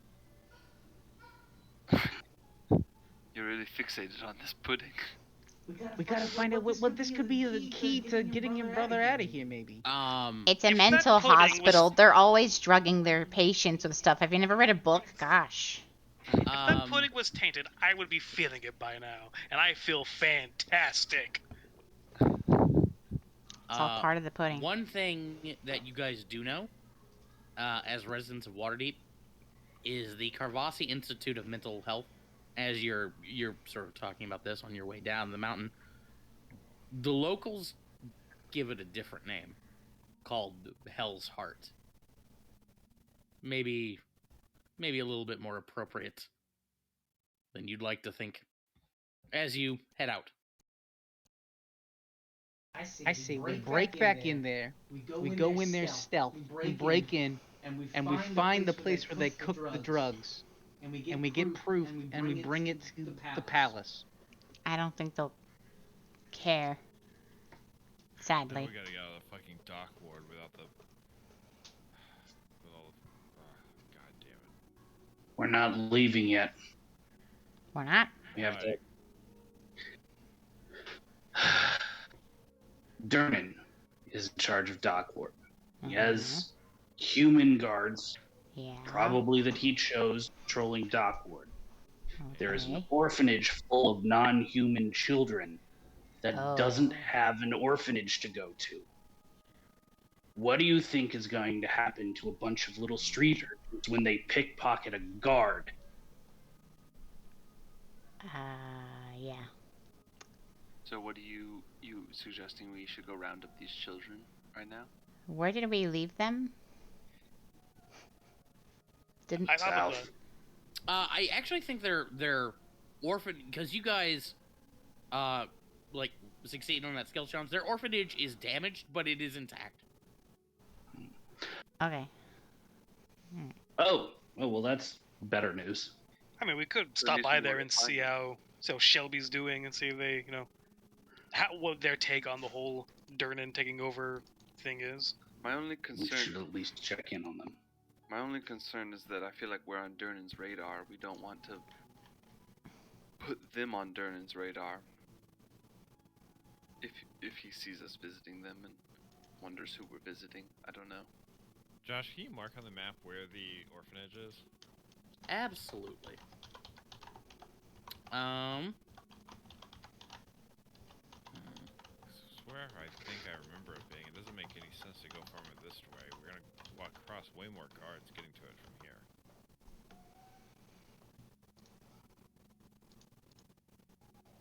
So it was like between us and like where the tower was. Isn't it like down here somewhere? Oh, Yeah. nice. it's Yep, right around there. Right on it.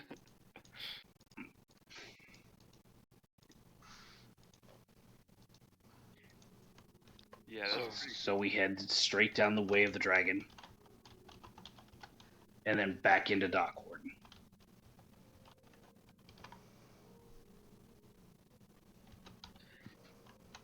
Jim, do we know any hint of what could cause the hounds to show up? Any way to kind of like lure them out? I don't. Diona does. Well, probably. She seemed to know a lot.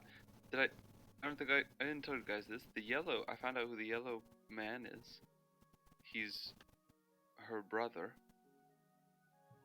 So, but I don't know how he's related to those elvish people. Those two, I don't know if they were elvish, more Faye. Fae or something. The ones who were with the hounds. I mean, if you could, Well, ask, get some more information out of her, we can maybe find a way to. If we can stop the yellow guy, then not only will Madison not be haunted by him anymore, but his brat that's about to be born and any other family members that they're going through to try to get to her won't be a problem anymore. what would be common knowledge about Titania?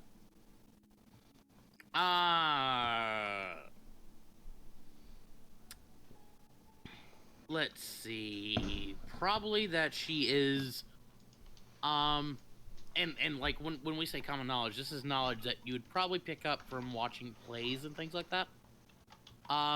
You would know, she's the Queen of Summer, a member of something called the Court of Stars, generally a benevolent fae, and the inspiration for any number of like famous artistic works, plays, songs, tapestries, paintings, things like that.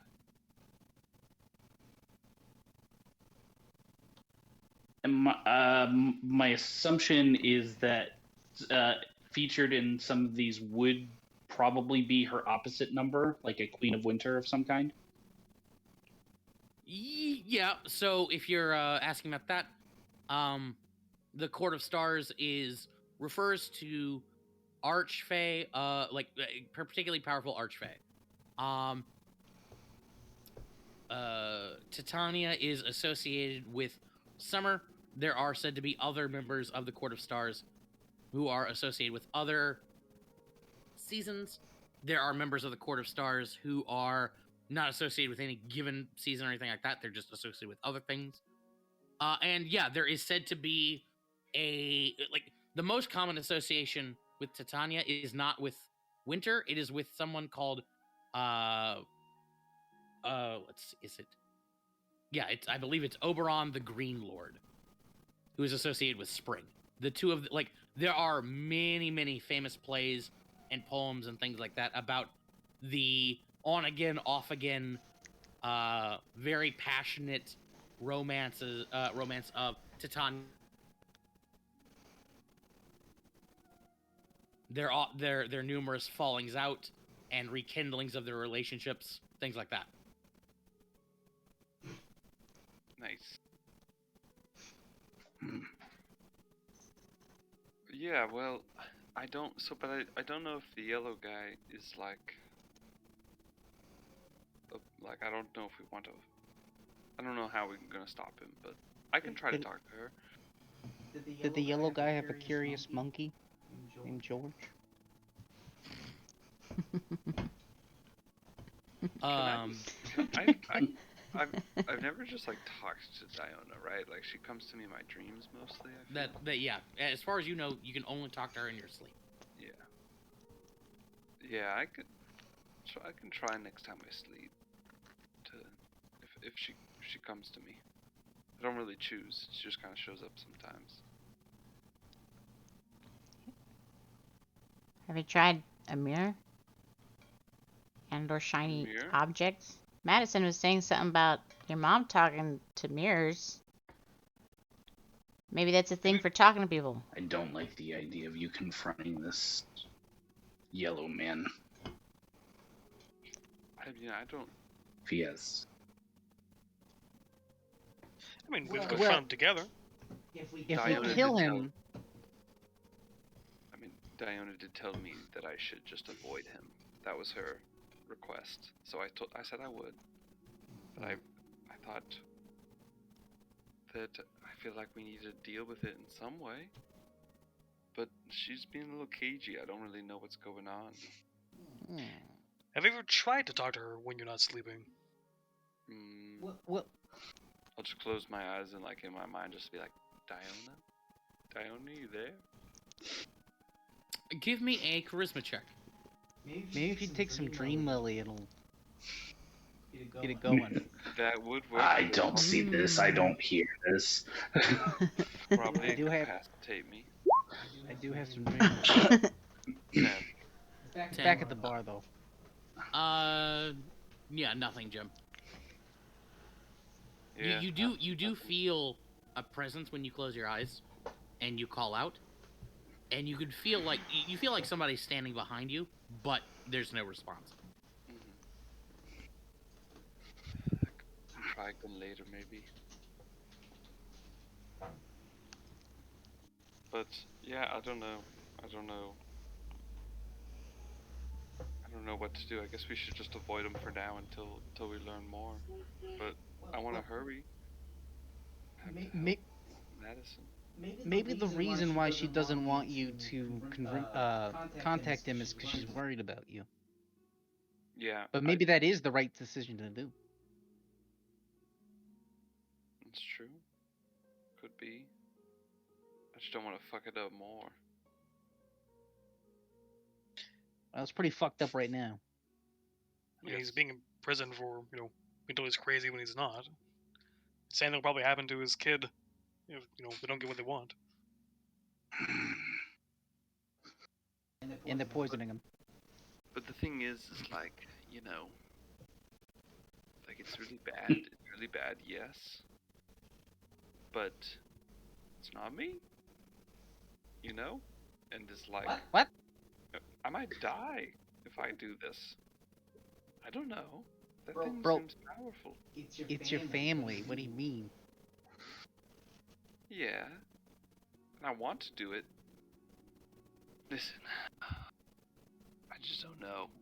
I'm feeling a little conflicted. I feel like if I stuck by my values, if I really stuck by my values, I would say fuck my family. Gemheim is the coolest man.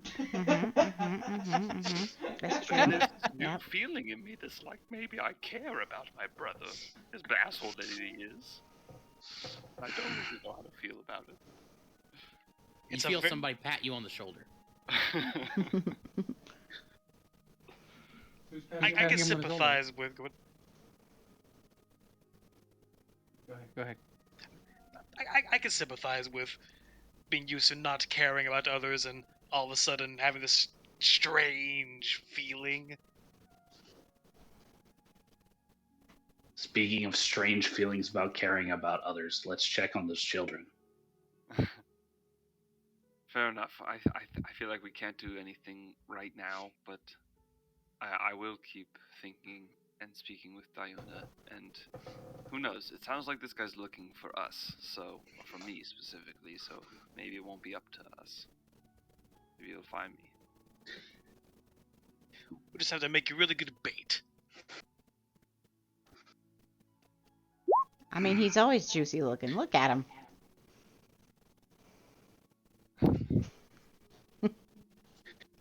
You guys are weird. Talk with Diona. I'll back your play. But I don't like the idea of you confronting the Yellow Man not knowing anything about what's going on. I think you're right. I agree with you. Once you guys get to the Way of the Dragon, you actually are intercepted by Bruce on his little cart with Sybil, coming back from a delivery. He'll offer you guys a ride as you guys are heading down the Way of the Dragon down towards your destination. You know what would be a good investment, guys? Is some private ride we could have that we could always just go to. Unc, how you been? Like, what? Like a wagon. Good. Making a delivery. Big one this time. Oh yeah, where to? Your place. A few others. Yeah, it's been real popular at the bar. You've been pretty popular from what I understand. Oh yeah? The me specifically or the bar? Yes. Both. I didn't realize I'd become so popular. Who with? I mean, we did get medals. People in Goblin Town. Folks talk.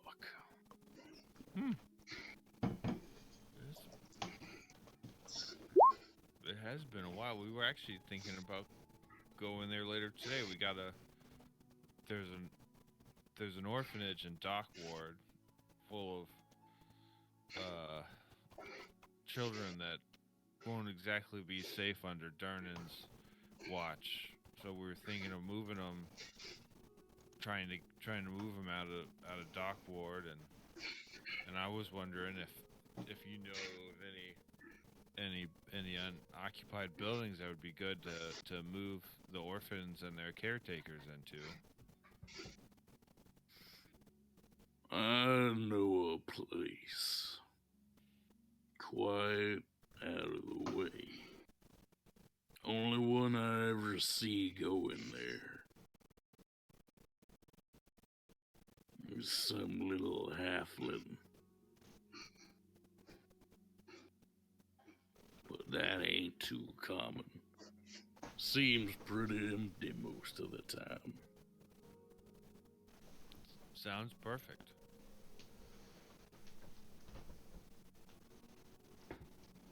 He'll stop here.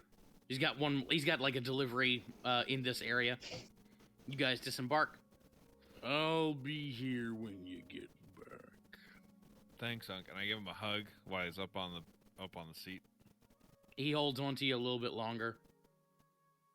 Stay out Give him of a trouble. squeeze. Stay out of trouble, boy.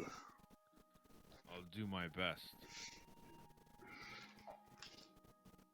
As you try to get down, he holds you for a second longer or two. Then you hop. Then let's go. You hop down. Josh, I'm gonna tell you right now, if you kill Bruce. if you kill Yeah, if I kill Bruce, Izo or so, if you kill Bruce, I'm gonna be very upset. okay.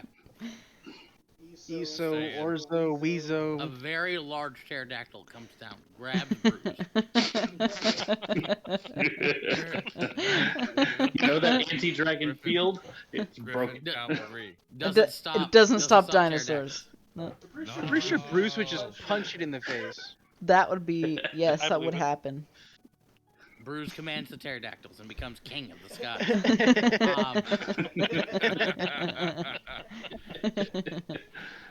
So as you guys head down Fillet Lane, Lele. how about you guys give me just like stealth checks as you're going down, just to like Are we blend stealthing? in and not Good. stand out. Does it Well, I'm gonna put my hood up if we're stealthing. smell fishy on this lane? It does. 25. Mm. Oh no. I got 25. 25. Okay. Oh, Gemheim. Oh, should I do one for Bully too? Sure. Don't worry, Bully will bring up our average. I believe in him. Jim's just still trying to talk to Yona, so it just looks like he's talking to himself in the middle of the street. Yeah. Yeah, exactly. Okay, so 1, 2, 3. Oh, there we go. Okay. So, you guys are able to keep like a bit of a low profile. Nobody hassles you as you go through Dock Ward and arrive at the orphanage.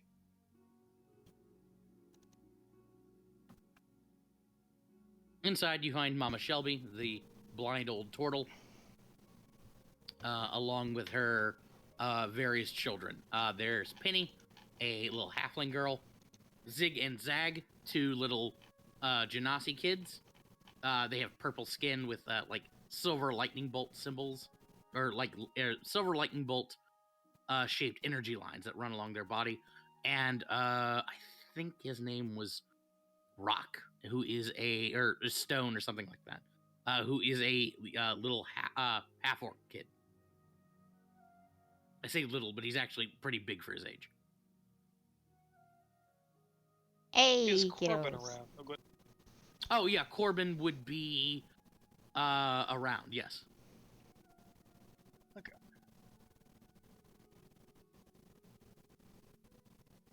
Yeah, as soon as you guys come in, the kids all come running up to Vivi and start hugging your legs. I take out markers so we could draw with them. Okay. Vivi and the kids start drawing. Were there any like shops with like candy or pastries along the way? Yeah, there's still a lot of stalls that are trying to get rid of the last of their Liar's Night candy? yeah. How much if they're trying to get rid of it? I assume it's like after Halloween discount style candy. How much to just buy out a whole stall? How much to just buy out a whole stall? Oh, Are you looking for just regular candy, or would you like magical candy? Mainly just regular candy. Regular candy? A whole stall. Let's go with. Oh, okay. 10 gold pieces. Oh yeah, I'll buy out that whole stall and I'll just bring in candy for the kids. Okay, so you bring in a ton of candy for kids.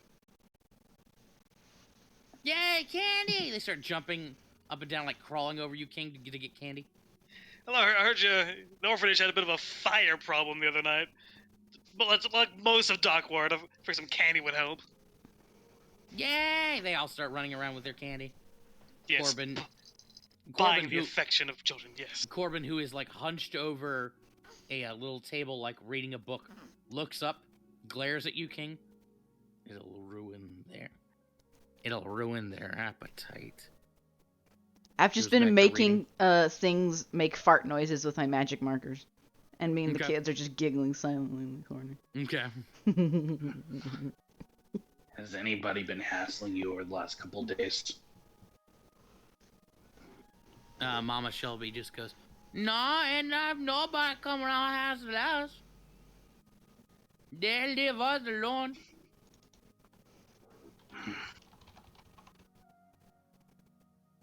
Well, that's good.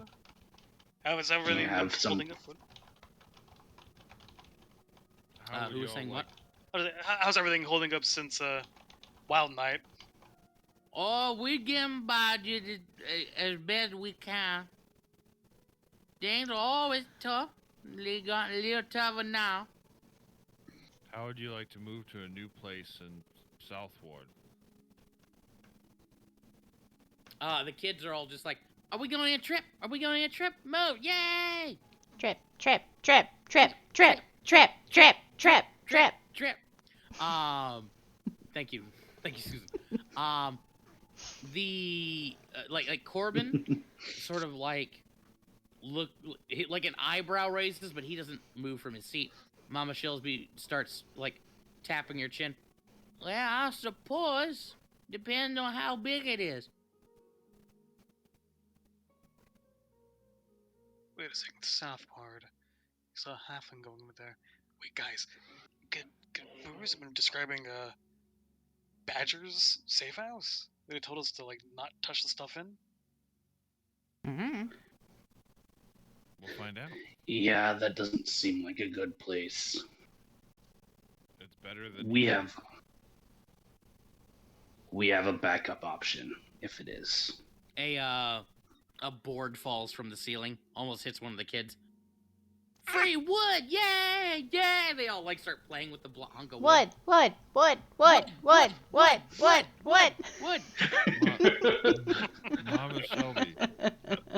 Mama Shelby, why don't we all go on a field trip to see the other place, and if you like it, we'll come back for all your stuff so you can get moved in and not have the ceiling falling in.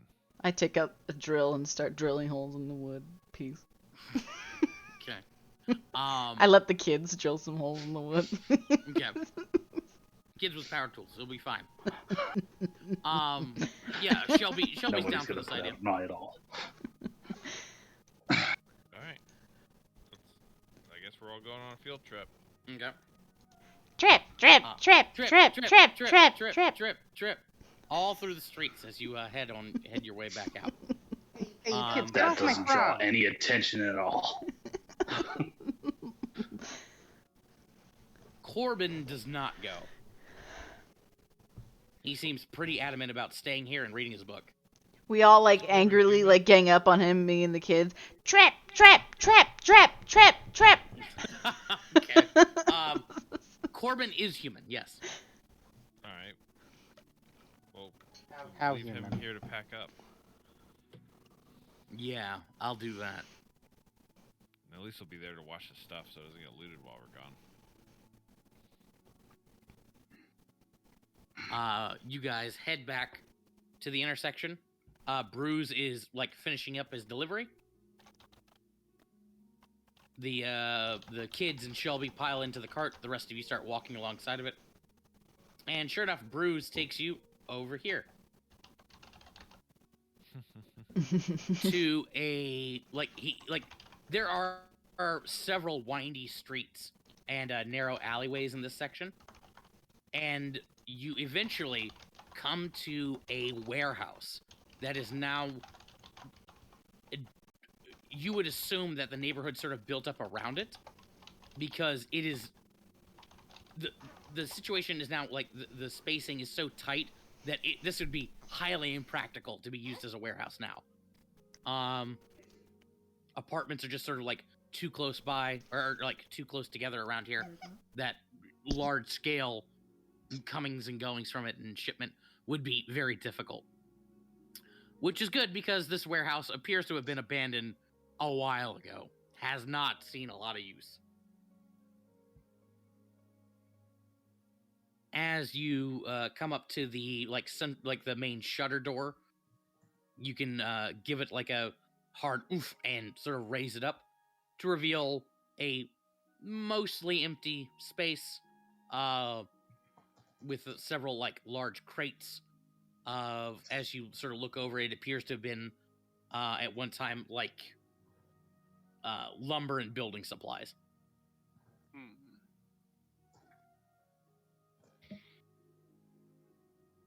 I wonder what Badger used this place for, and why we shouldn't touch anything. Sorry, one other thing. There is a ladder that goes up to a catwalk that runs along like high along the ceiling, where you can see that there is a second ladder up there that leads to a trapdoor.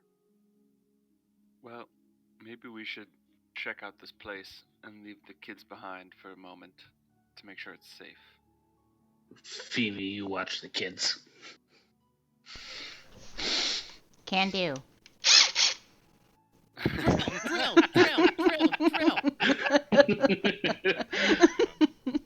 Laz is gonna start climbing up the ladder. Mm-hmm. Also, Jolly, did you see what I sent you?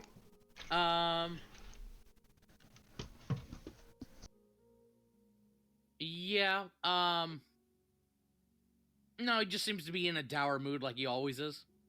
Okay, fair enough. Corbin's not a particularly happy guy at any given point. Was also like a huge fan of Domain as well.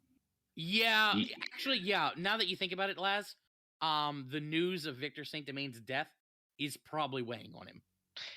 It's also it's in public knowledge that we're the ones who found him out. That's a good question, King. Of course here, it is. let me We got show rewards. Let me show you the news here. So the official story is that Victor Saint Domain was killed in an explosion in his house up in North Ward.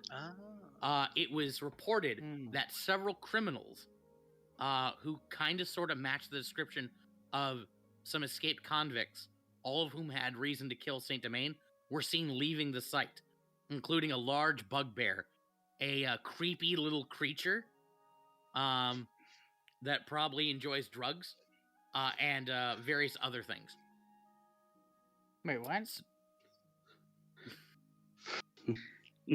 I think pretty much it's reported to make it sound like it's rather than us being there, it was the escape dudes who fought inside the clock tower. Right, yeah. All those criminals had reason to kill Saint Domain. And they're spinning the story for your sake primarily to say that Saint Domain was killed in that explosion, and you guys took down those criminals in the clock tower. Okay. Laz is going to, before he left, Laz would have muttered a kind of a quiet sorry to Corbin, knowing the connection there. Interesting. Let me check something real quick, Laz. Hmm.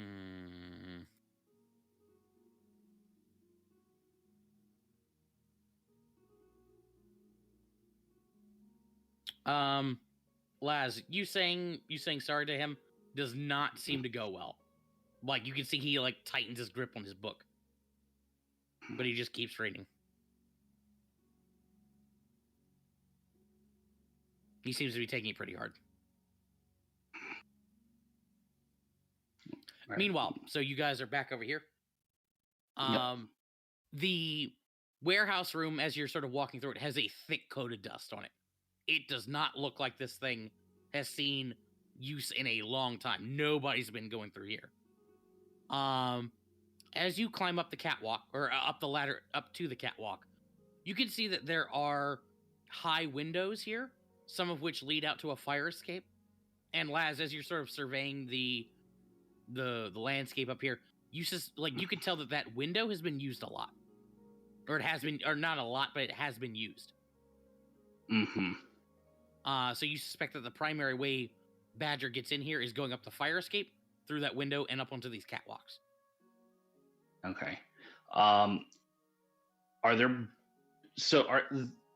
This has not been used as a functioning warehouse in a while, but are there still like boxes and crates and things in there? Yeah, they have like old building supplies and things like that. Okay. So Josh, if I remember understanding you right, you're saying essentially the main floor of this place untouched. Untouched, yes. This upper room that I had to climb the stairs up to has a window into it that has a lot of use. So it's probably maybe just the upper level that's being used by what's his name? Badger, yeah. Badger. Yeah. Yeah, the ladder leads up to catwalks, which lead to can be accessed by a window, and the catwalk itself has a second ladder that goes up to a trapdoor. I still don't like the idea of putting kids here. If Yeah, like Badger said not to touch anything, there was a reason. It probably wasn't a good one. yeah, those kids are going to be touching everything. We could take down Exactly. the ladder and just separate the two floors entirely. What if Badger trapped Wouldn't the have boys? stopped me for long. Like, Yeah, what I if mean, Badger, come on. yeah, what if Badger warned us not because didn't want anything in here broken, but what if he's trapped certain things? King, your old landlord, do you still have that place? We could see if it's still available. Wasn't that big, but she might have known. It was very small for like 5 people, maybe 6. It would be extremely cramped. Would it be smaller than the place they're currently at? Actually, yes, it would be, because it's an apartment. It's designed to be an apartment for at most 2. Okay. Okay. Are we going into the catering business? Are we making an investment? Is anyone checking out the trapdoor? Sure. Laz will check it for traps. Okay. Jim, did you say you were also checking it out? Yeah, I'll walk up with him. Okay. The 2 of you roll me perception checks.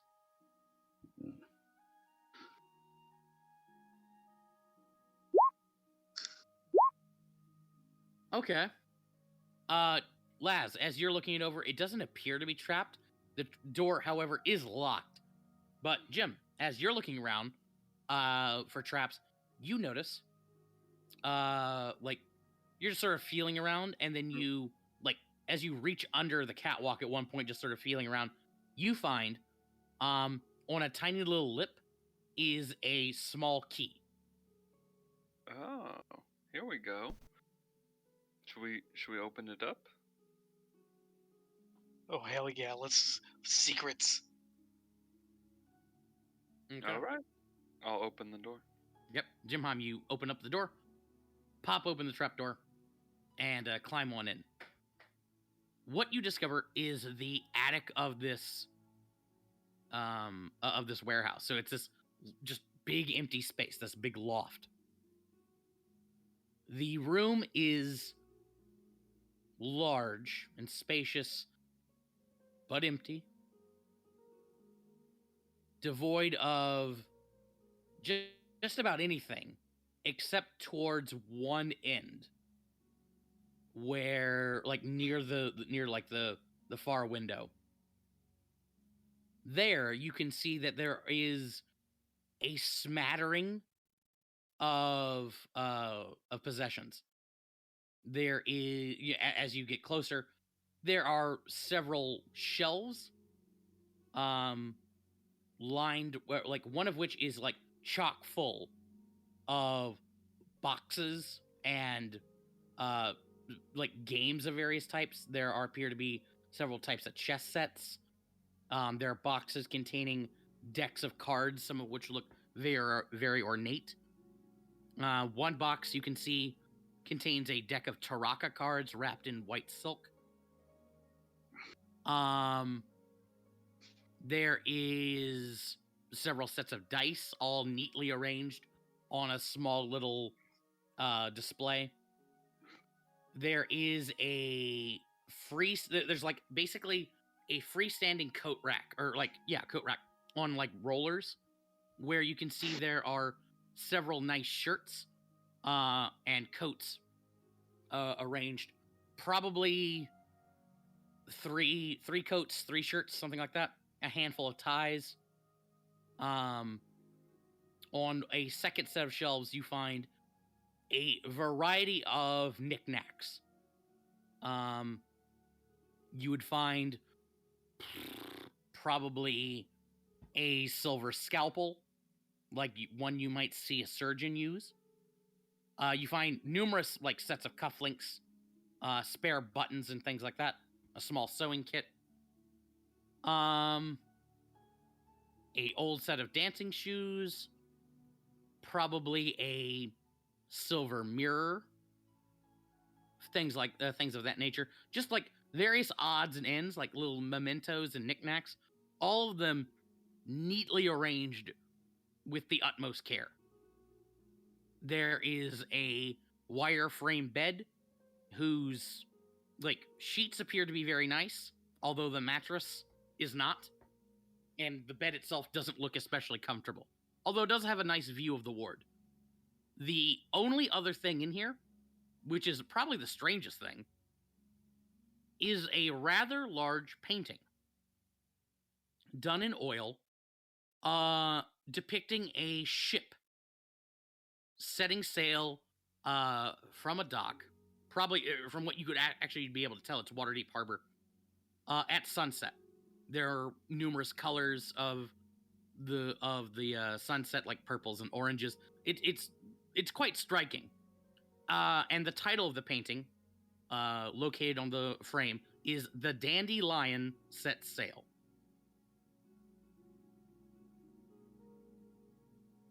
But that's all that's up here. Oh, and you would all know from Oz's most recent investigation, or second most recent investigation, the Dandelion Set Sail was the very first painting ever sold by one Emilia Crane. The one. Do we know who the Black. buyer was? Artemis That's a good Black. question. It Artemis was Black? never Artemis revealed. Black. Artemis Black. Artemis Black.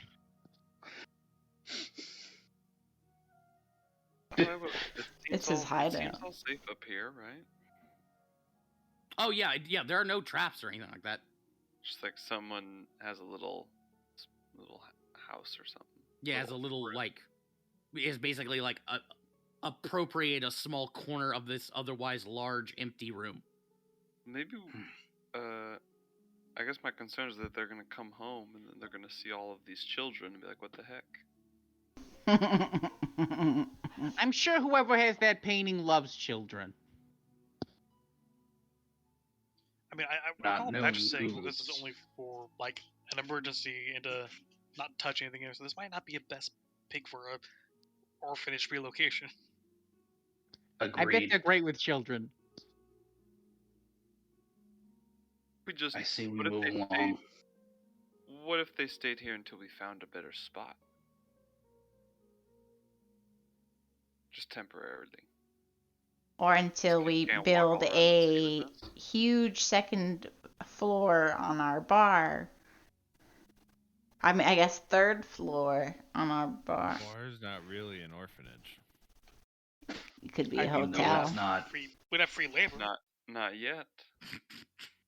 Our labor Free costs labor. would plummet. That's a good idea. They can make all the drinks. Exactly. I hate all of you. I'm pretty sure that's kind of normal in like medieval times, you know? It wouldn't be it wouldn't be the strangest. It wouldn't be the only instance nor the strangest of children working for a living. We need to get a textile situation up there. Yeah, we gotta build shirts. That wanna wasn't go- an however you invitation do to it. try to make the worst one, guys. But whatever. I want to go ask Bruised if he knows of somewhere else. Yeah, Laz is leaving. Yeah, when you go talk to Bruce, would Bruce know of any other place around here?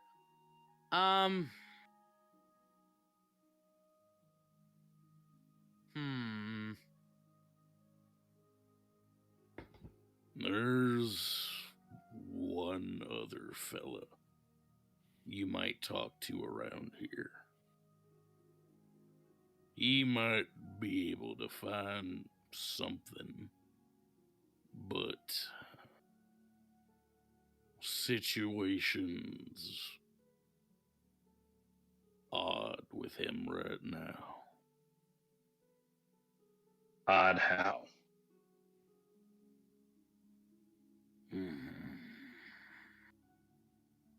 I don't know how he's gonna react to some of you coming around.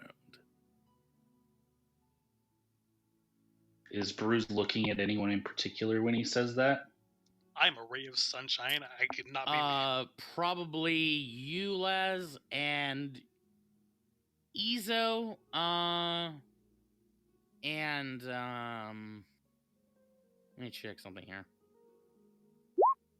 Yeah, you and Ezo. He doesn't like law. He's not interested in the law coming around. He'd also probably be looking at Vivi. What about Red Knuckle? Do you think he would What know about someplace? what's wrong with me? Red Knuckle, no, don't be going around Red Knuckle. Okay.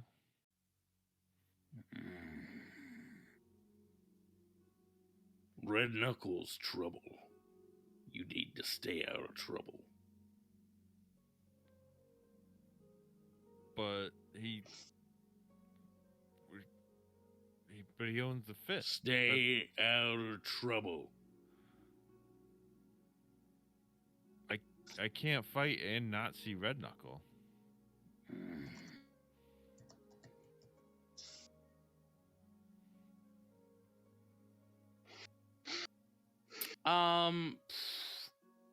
It might be, Laz. It might be. Okay. Bruce just like glares at you, Ezo. I just kind of shrug at him.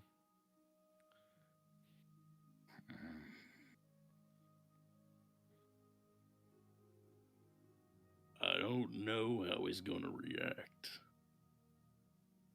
But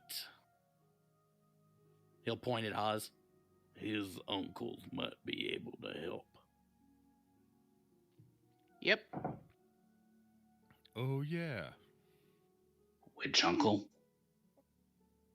Ord. That or Big Daddy Ord. That's not in character. Yeah, I assume so. I was hoping it was. That's fantastic. Let's go talk to Papa Ord. Now it is. Come on, kids. He was ready for some spaghetti. Ord seemed very pleasant last time we saw him. Situation's gotten complicated. Tempting neutrality will do that. Especially now. What side are you on in all this?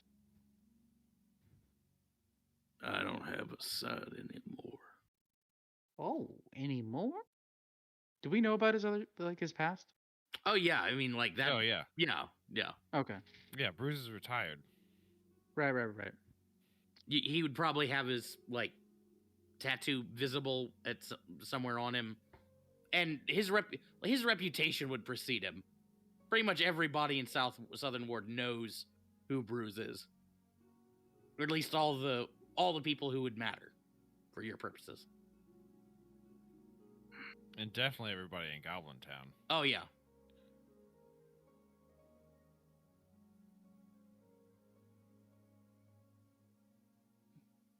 If you think it'll help, I can sit this one out. Let me know how it goes.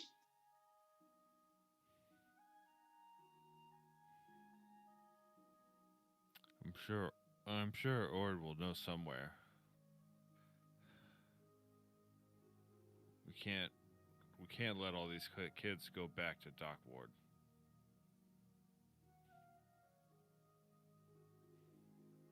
So I guess, do we head to Goblin Town, I guess? Okay.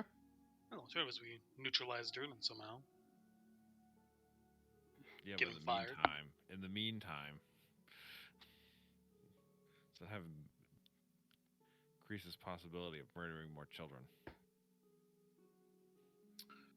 So you guys head up to Goblin Town.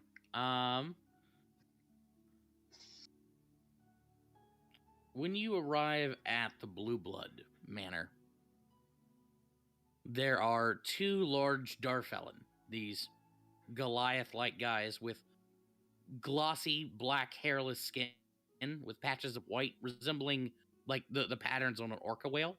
They're standing outside, arms folded in front of them.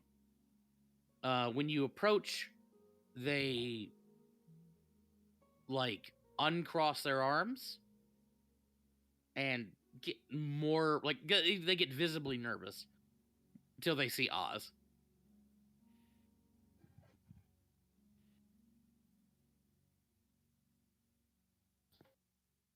What happened? You guys are out front of Ord's place. His bodyguards standing out front. They relax when they see you. Oh, hey guys, how's it going? They nod. So, we'd like to talk to Ord. They look at you, look at your friends, look at you, look at each other. One of them gestures with his thumb for you to go in. Yep. I walk inside. Do they Oz, you And he want me in sees or all the out? orphans with us. Say what? What are we doing with the orphans? We're probably just all kind of hanging out outside. Yeah, is anybody else trying to go inside? I was gonna go in with Oz. Was Laz coming Laz too? actively asked Oz whether he wanted him in or out. Oh, yeah, Les, you're coming with us. Vivi and King and I will entertain the children. Yes. What are you guys doing with the kids while they're inside? We're putting stickers on King. Yes.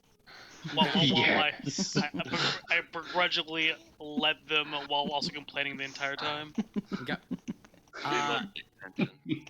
Inside, Oz, Ezo, Lazarus. You guys find Ord in his office, chatting with his consigliere, Lurt.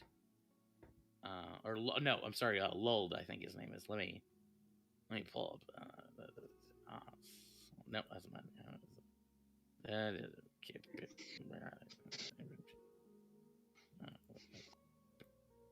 Lulled, yeah, this guy.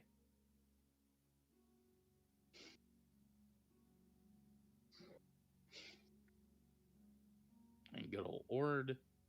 And probably his head of Wetworks, Eel. But yeah, they're all chatting as you come in. You see Eel like goes for a dagger on his hip and like keeps his hand there and does not remove it as you all come in. Izo's holding his hat in his hands. Oz, what can I? What? Why do you come to me on this day?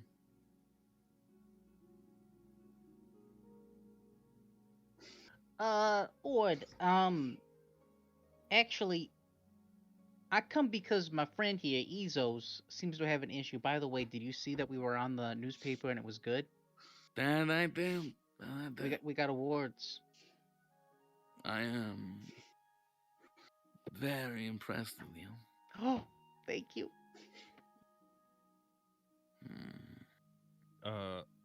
Ord, I understand that now's not generally a great time, for you and yours, and I'm sorry for that. But I was with Durnan taking over Dock Ward. There's a orphanage that we knew of that is filled with a lot of children who would not be safe under his watch.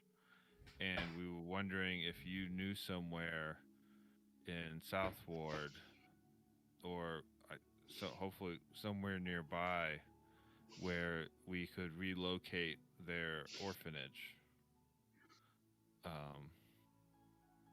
Sir.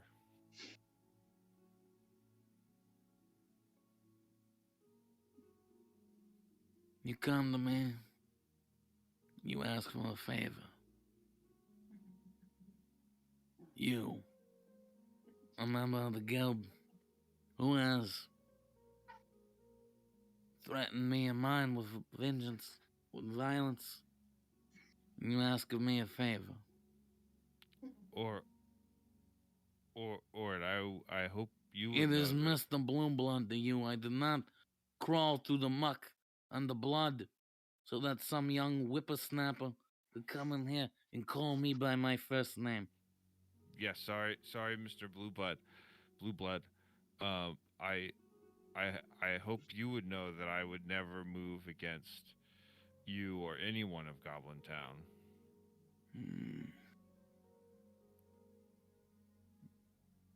Tell me, Ezon. One of you or all of two. What happens when your allegiances are divided? It's when men are tested that we understand what they are truly made of. He looks at you, Oz. I understand that you have not only earned yourself a medal, but that you have killed one who has wronged us.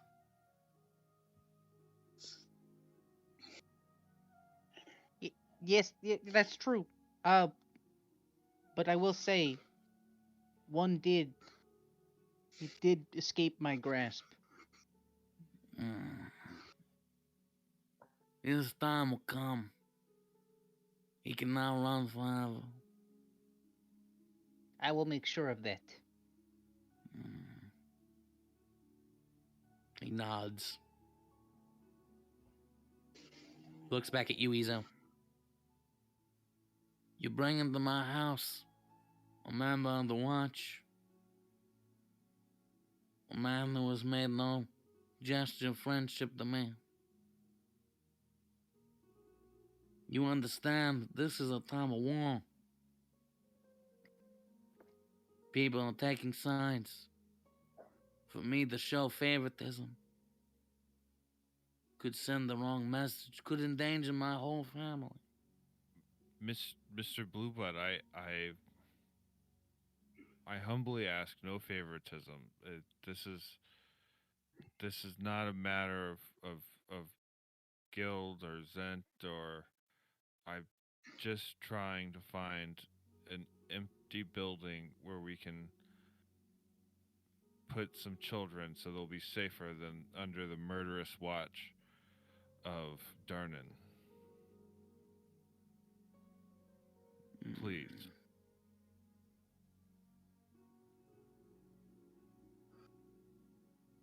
I would owe you a favor. What'd you say, Laz? I would owe you a favor. You would owe me a favor to do this?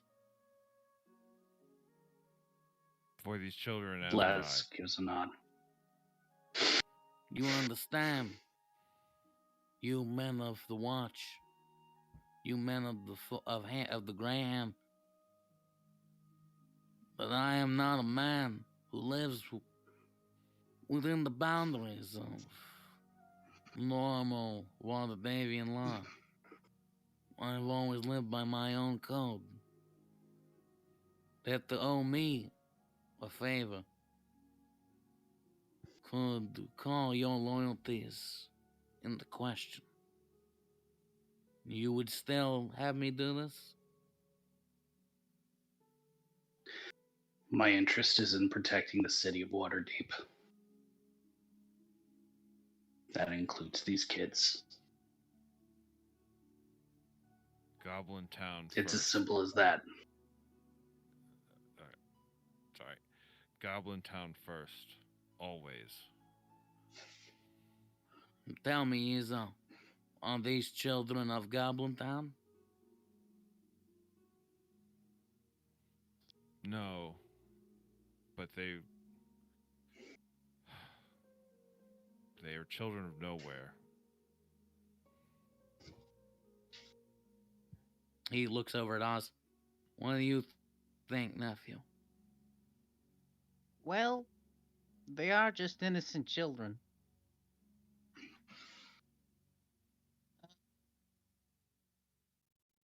Politics aside, maybe we should help them?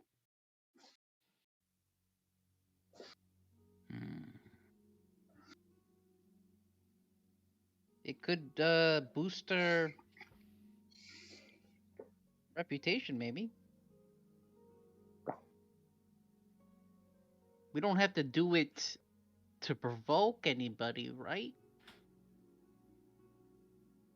There are two properties which you may find of interest. One of them, my niece uses as a storehouse for her spare antiques. However, it is not exactly equipped with modern amenities. It is, however, much safer. I do have a safe house. I can send word that we are not using it and we are not occupying it. If you are more comfortable with that, they should be safe there.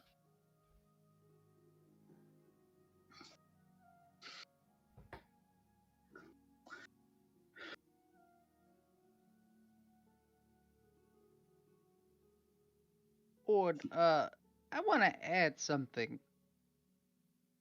Right now, I believe you potentially told my mother to go to a safe place, and she's currently at her bar right now. That is true. And I want you to know, Oz, I am very proud of you for taking in your mother, taking in my little sister. About that. I really, Oz.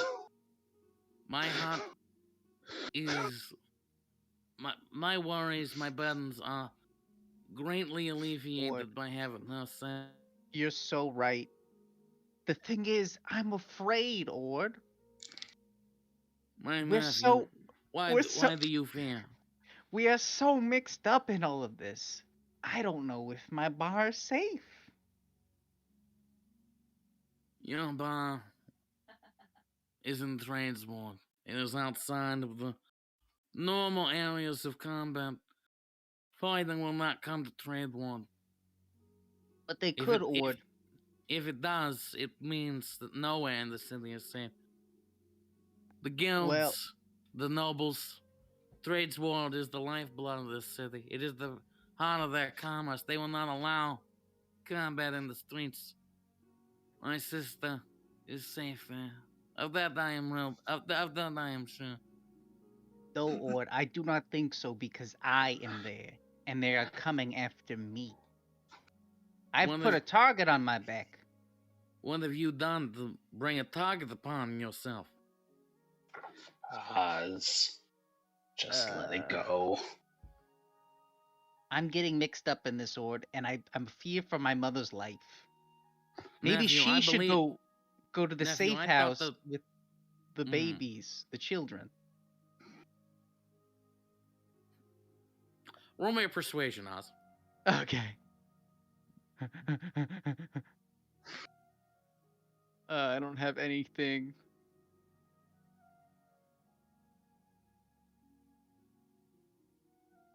Fuck!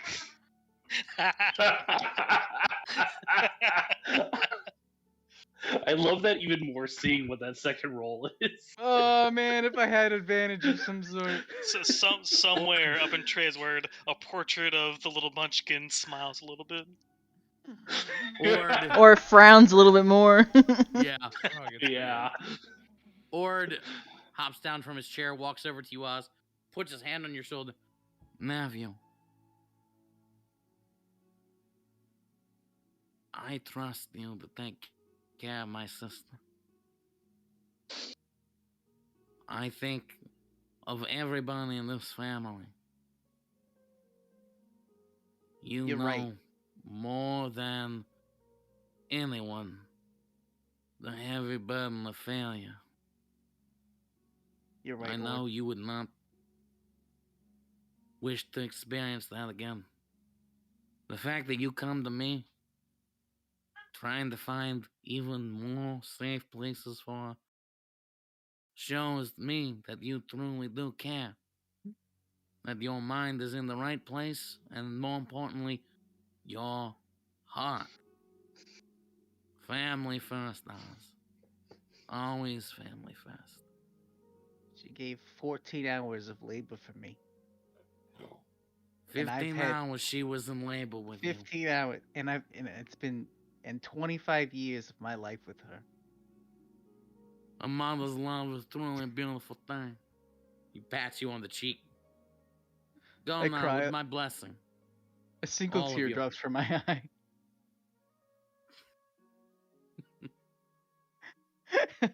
The children will be taken care of. You're such a good son, Oz.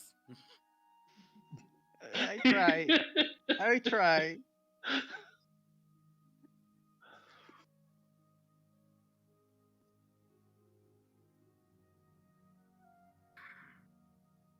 You are all escorted out of the mansion. At some of this point, I've been mummified by a layer of stickers. Oh, no doubt, no doubt. And now we start peeling them off. No. Gently. At this The point, more you scream, the more fun it Bruce- is for the orphans. Yeah. At this point, Bruce is going to take his leave. He's going to head back to the bar, or back to the brewery.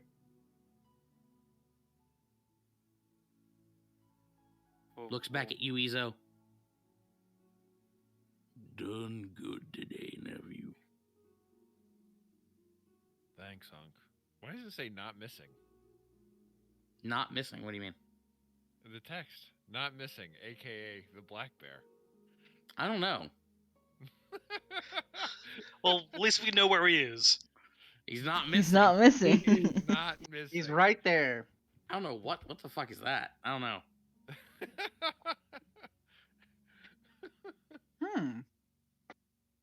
What if there Not used to be another word there? Totally not missing. Definitely not missing. The Maybe most just not maybe it was missing. just Bruise was there, but for some reason, I honestly don't know why that was there. I might have been trying to like type somewhere else and accident. I don't know. There. Yeah. Anyway, but yeah, Bruce just like looks back at you, nods. Ezo. Yes, Stay son? out of trouble. do my best.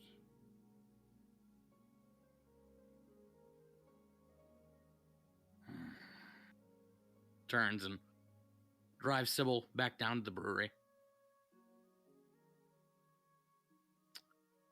At this point, Before it's you go, getting late in the day. Oh yeah, go ahead. I want to say I'll do my best, but it may have just gotten harder. I now award a favor. Bruce looks back over his shoulder.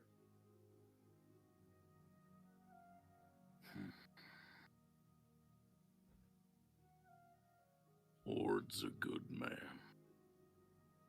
He forgets sometimes, though. Turns back around, starts riding away.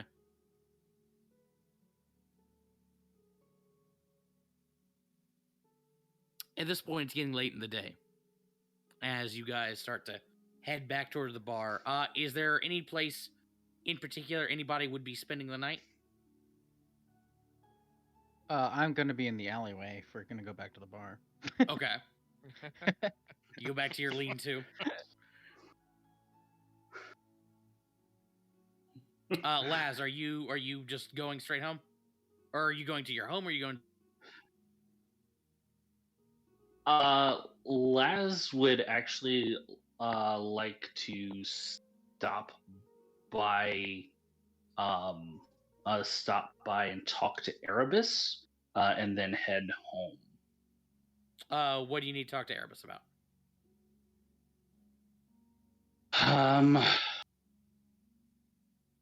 He's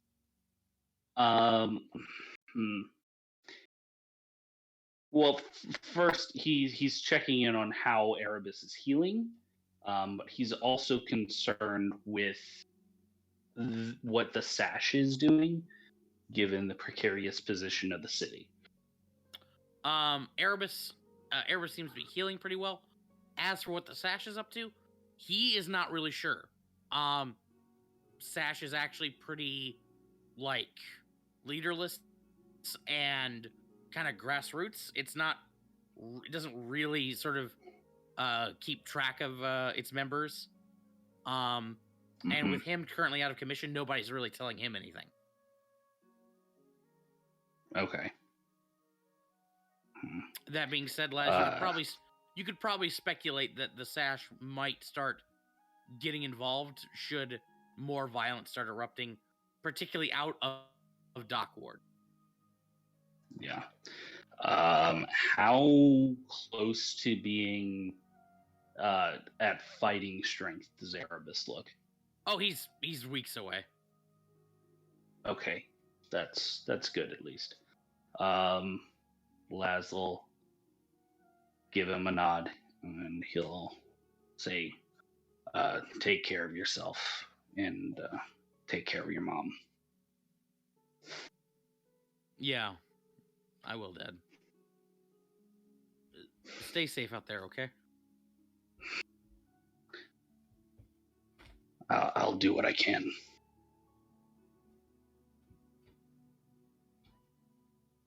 Thanks.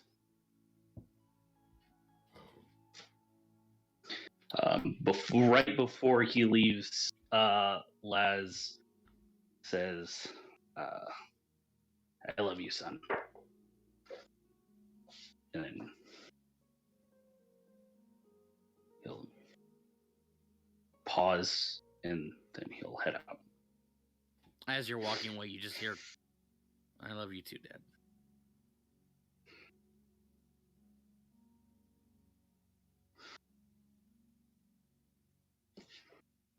So Laz smiles.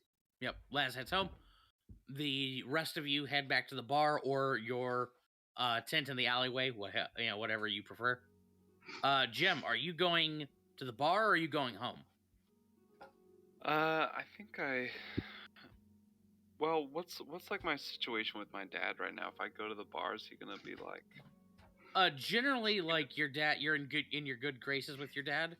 So if you were to not come home that night, he's going to assume you're with your fiance, and that's no longer a concern. That's no longer a big social faux pas. People expect to see you two together, so that'd probably be okay.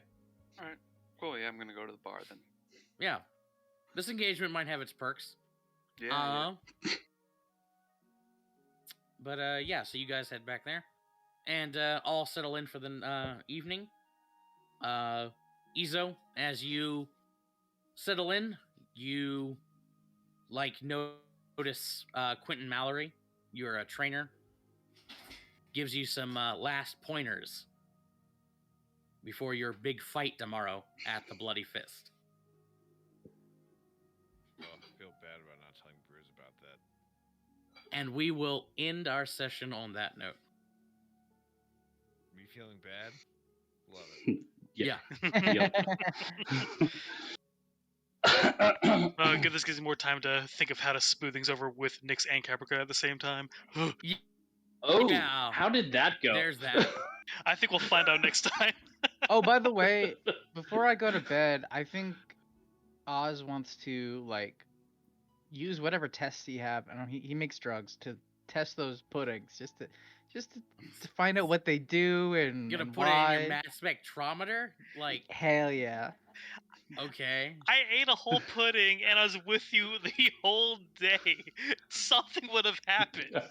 Something Jo- is in the pudding. Josh Flavor. reminds me. What'd you say, Izo? So that reminds me, we never it's the evening. I wanna try and make a new brewing recipe. Always forget Ooh. about that. Oh, okay.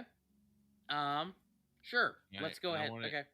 And I want to use some of my brewing components that I got from some mission years ago. At this point, Okay. Also, I don't know if we ever looked at that memory gem from Quillian in the You did not. Thing. We'll get to that. Yeah, hold on. Yeah, I want to actually handle that tonight. So, Izo, go ahead and roll me a d20. Do you want to make try to make a novice or an intermediate brew?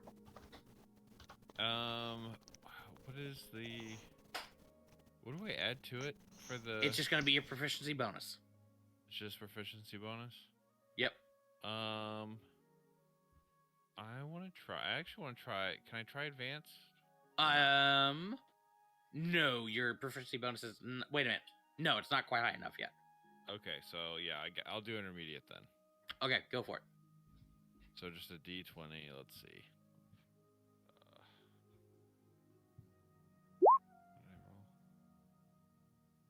No. Yeah, unfortunately, you spend the night trying to brew, don't really succeed. Son of a bitch. Just wasted some supplies. And Vivi, when you settle down and you pull out that memory gem and activate it, you overhear a conversation between Quellian Melshimber and a voice of some kind.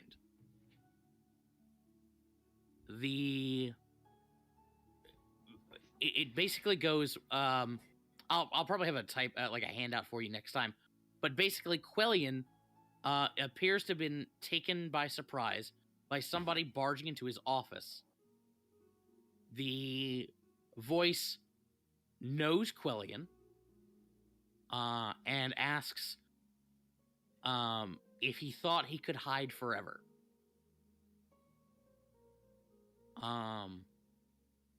Over the course of the conversation, Quellian, and you start to get the impression, Vivi, that Quellian probably activated this gem as this conversation was happening, knowing it was about to happen, and is emphasizing certain parts of his sentences to make sure that you know that he's trying to tell you this. But Quellian mentions Project Sanctum and how he used to work for them. How he's been working in Field Ward in hopes of making amends for what he did. He doesn't understand why his research was so focused on the medical side. He doesn't understand why he was brought in to special or to study the things he was studying. He doesn't know why this person would need to regenerate limbs.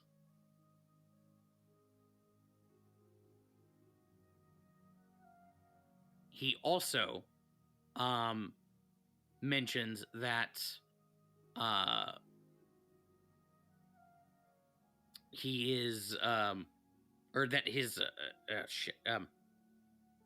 he mentions that the place he used to work at was a place called Amber Crown Villa outside of the city. That apparently, like he doesn't know what they're doing anymore up at Amber Crown Villa, but he's not going back. The voice is not happy with that. It demands that he turn over all of his research notes. Quellion, you can hear the shuffling of papers and insists that's all of them. The voice does not believe him.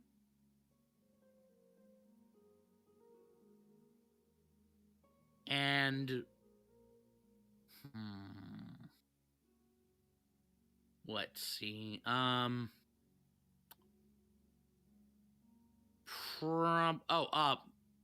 He says, the voice says that he has ways of getting Quellion to comply. Evandra Stellarian didn't want to cooperate initially either.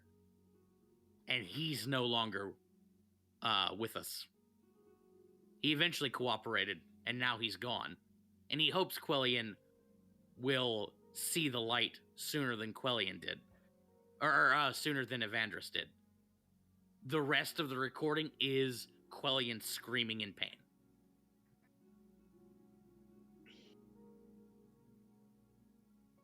So I can assume that this recording is somewhat recent. Yes. It would have to be. Yeah.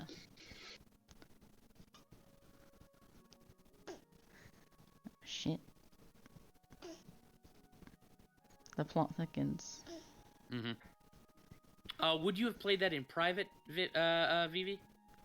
Yeah, like at least in my room on one of those nights or something. Okay, then yeah. That's what you get.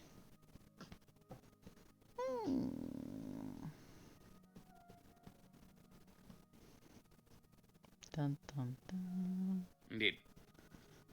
And that is where we'll end it for tonight, guys. Yes. Okay. So, little bit of everything for everybody. So. Yeah, we touched on a lot of stuff.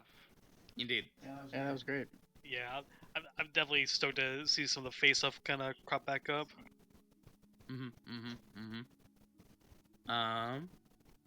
And next time we are going to be doing Izo's fight. So that is going to be next session. Next session, however, let's check the calendar real quick. I don't think next session is next session. Here's yeah, the 29th. 29th? Is that going to work for people? Let me see. I will not be able to. I'll be in California with my... Okay, that's right. I had a feeling that might be the case. If that's the case, and that whole period of time is weird for people. So why don't we schedule the next session for the 12th of January, and we'll cover Izo's fight then. Yep. Amongst a few other things. Sounds good. All right. I've got to finally tell Caprica, hey, I'm sorry for being a dick all of the time. Oh boy. Yeah, that's gonna go well. It's gonna happen right after she's found out that Nyx is staying at the bar now, so that's gonna make it extra awkward, which is perfect. I like drama. It's so lovely to know that we all love tormenting our characters. It's the best. King is playing a dangerous game. Oh Really yes. is. All right, folks. I'm gonna head to bed, but that was a fun session. Oh, speaking of, we're gonna play on Tuesday. Yeah. I'm Okay. down if y'all are. Yeah, Nice. yeah. We're not doing Yep, anything awesome. yet, so. All right. See you then. All right. Night, Good ma'am. night. Good night. Right. Yeah, like if it played safe for the characters, then it wouldn't be as exciting. That's why I like doing things that I know aren't tactically the smartest all the time, because it's more interesting when things are more messy sometimes. You definitely succeeded, Messy. Like summoning mosquito demons Yeah. into the middle of fights. It's A, great. Oh, yes. a messy narrative is more exciting. Mm-hmm.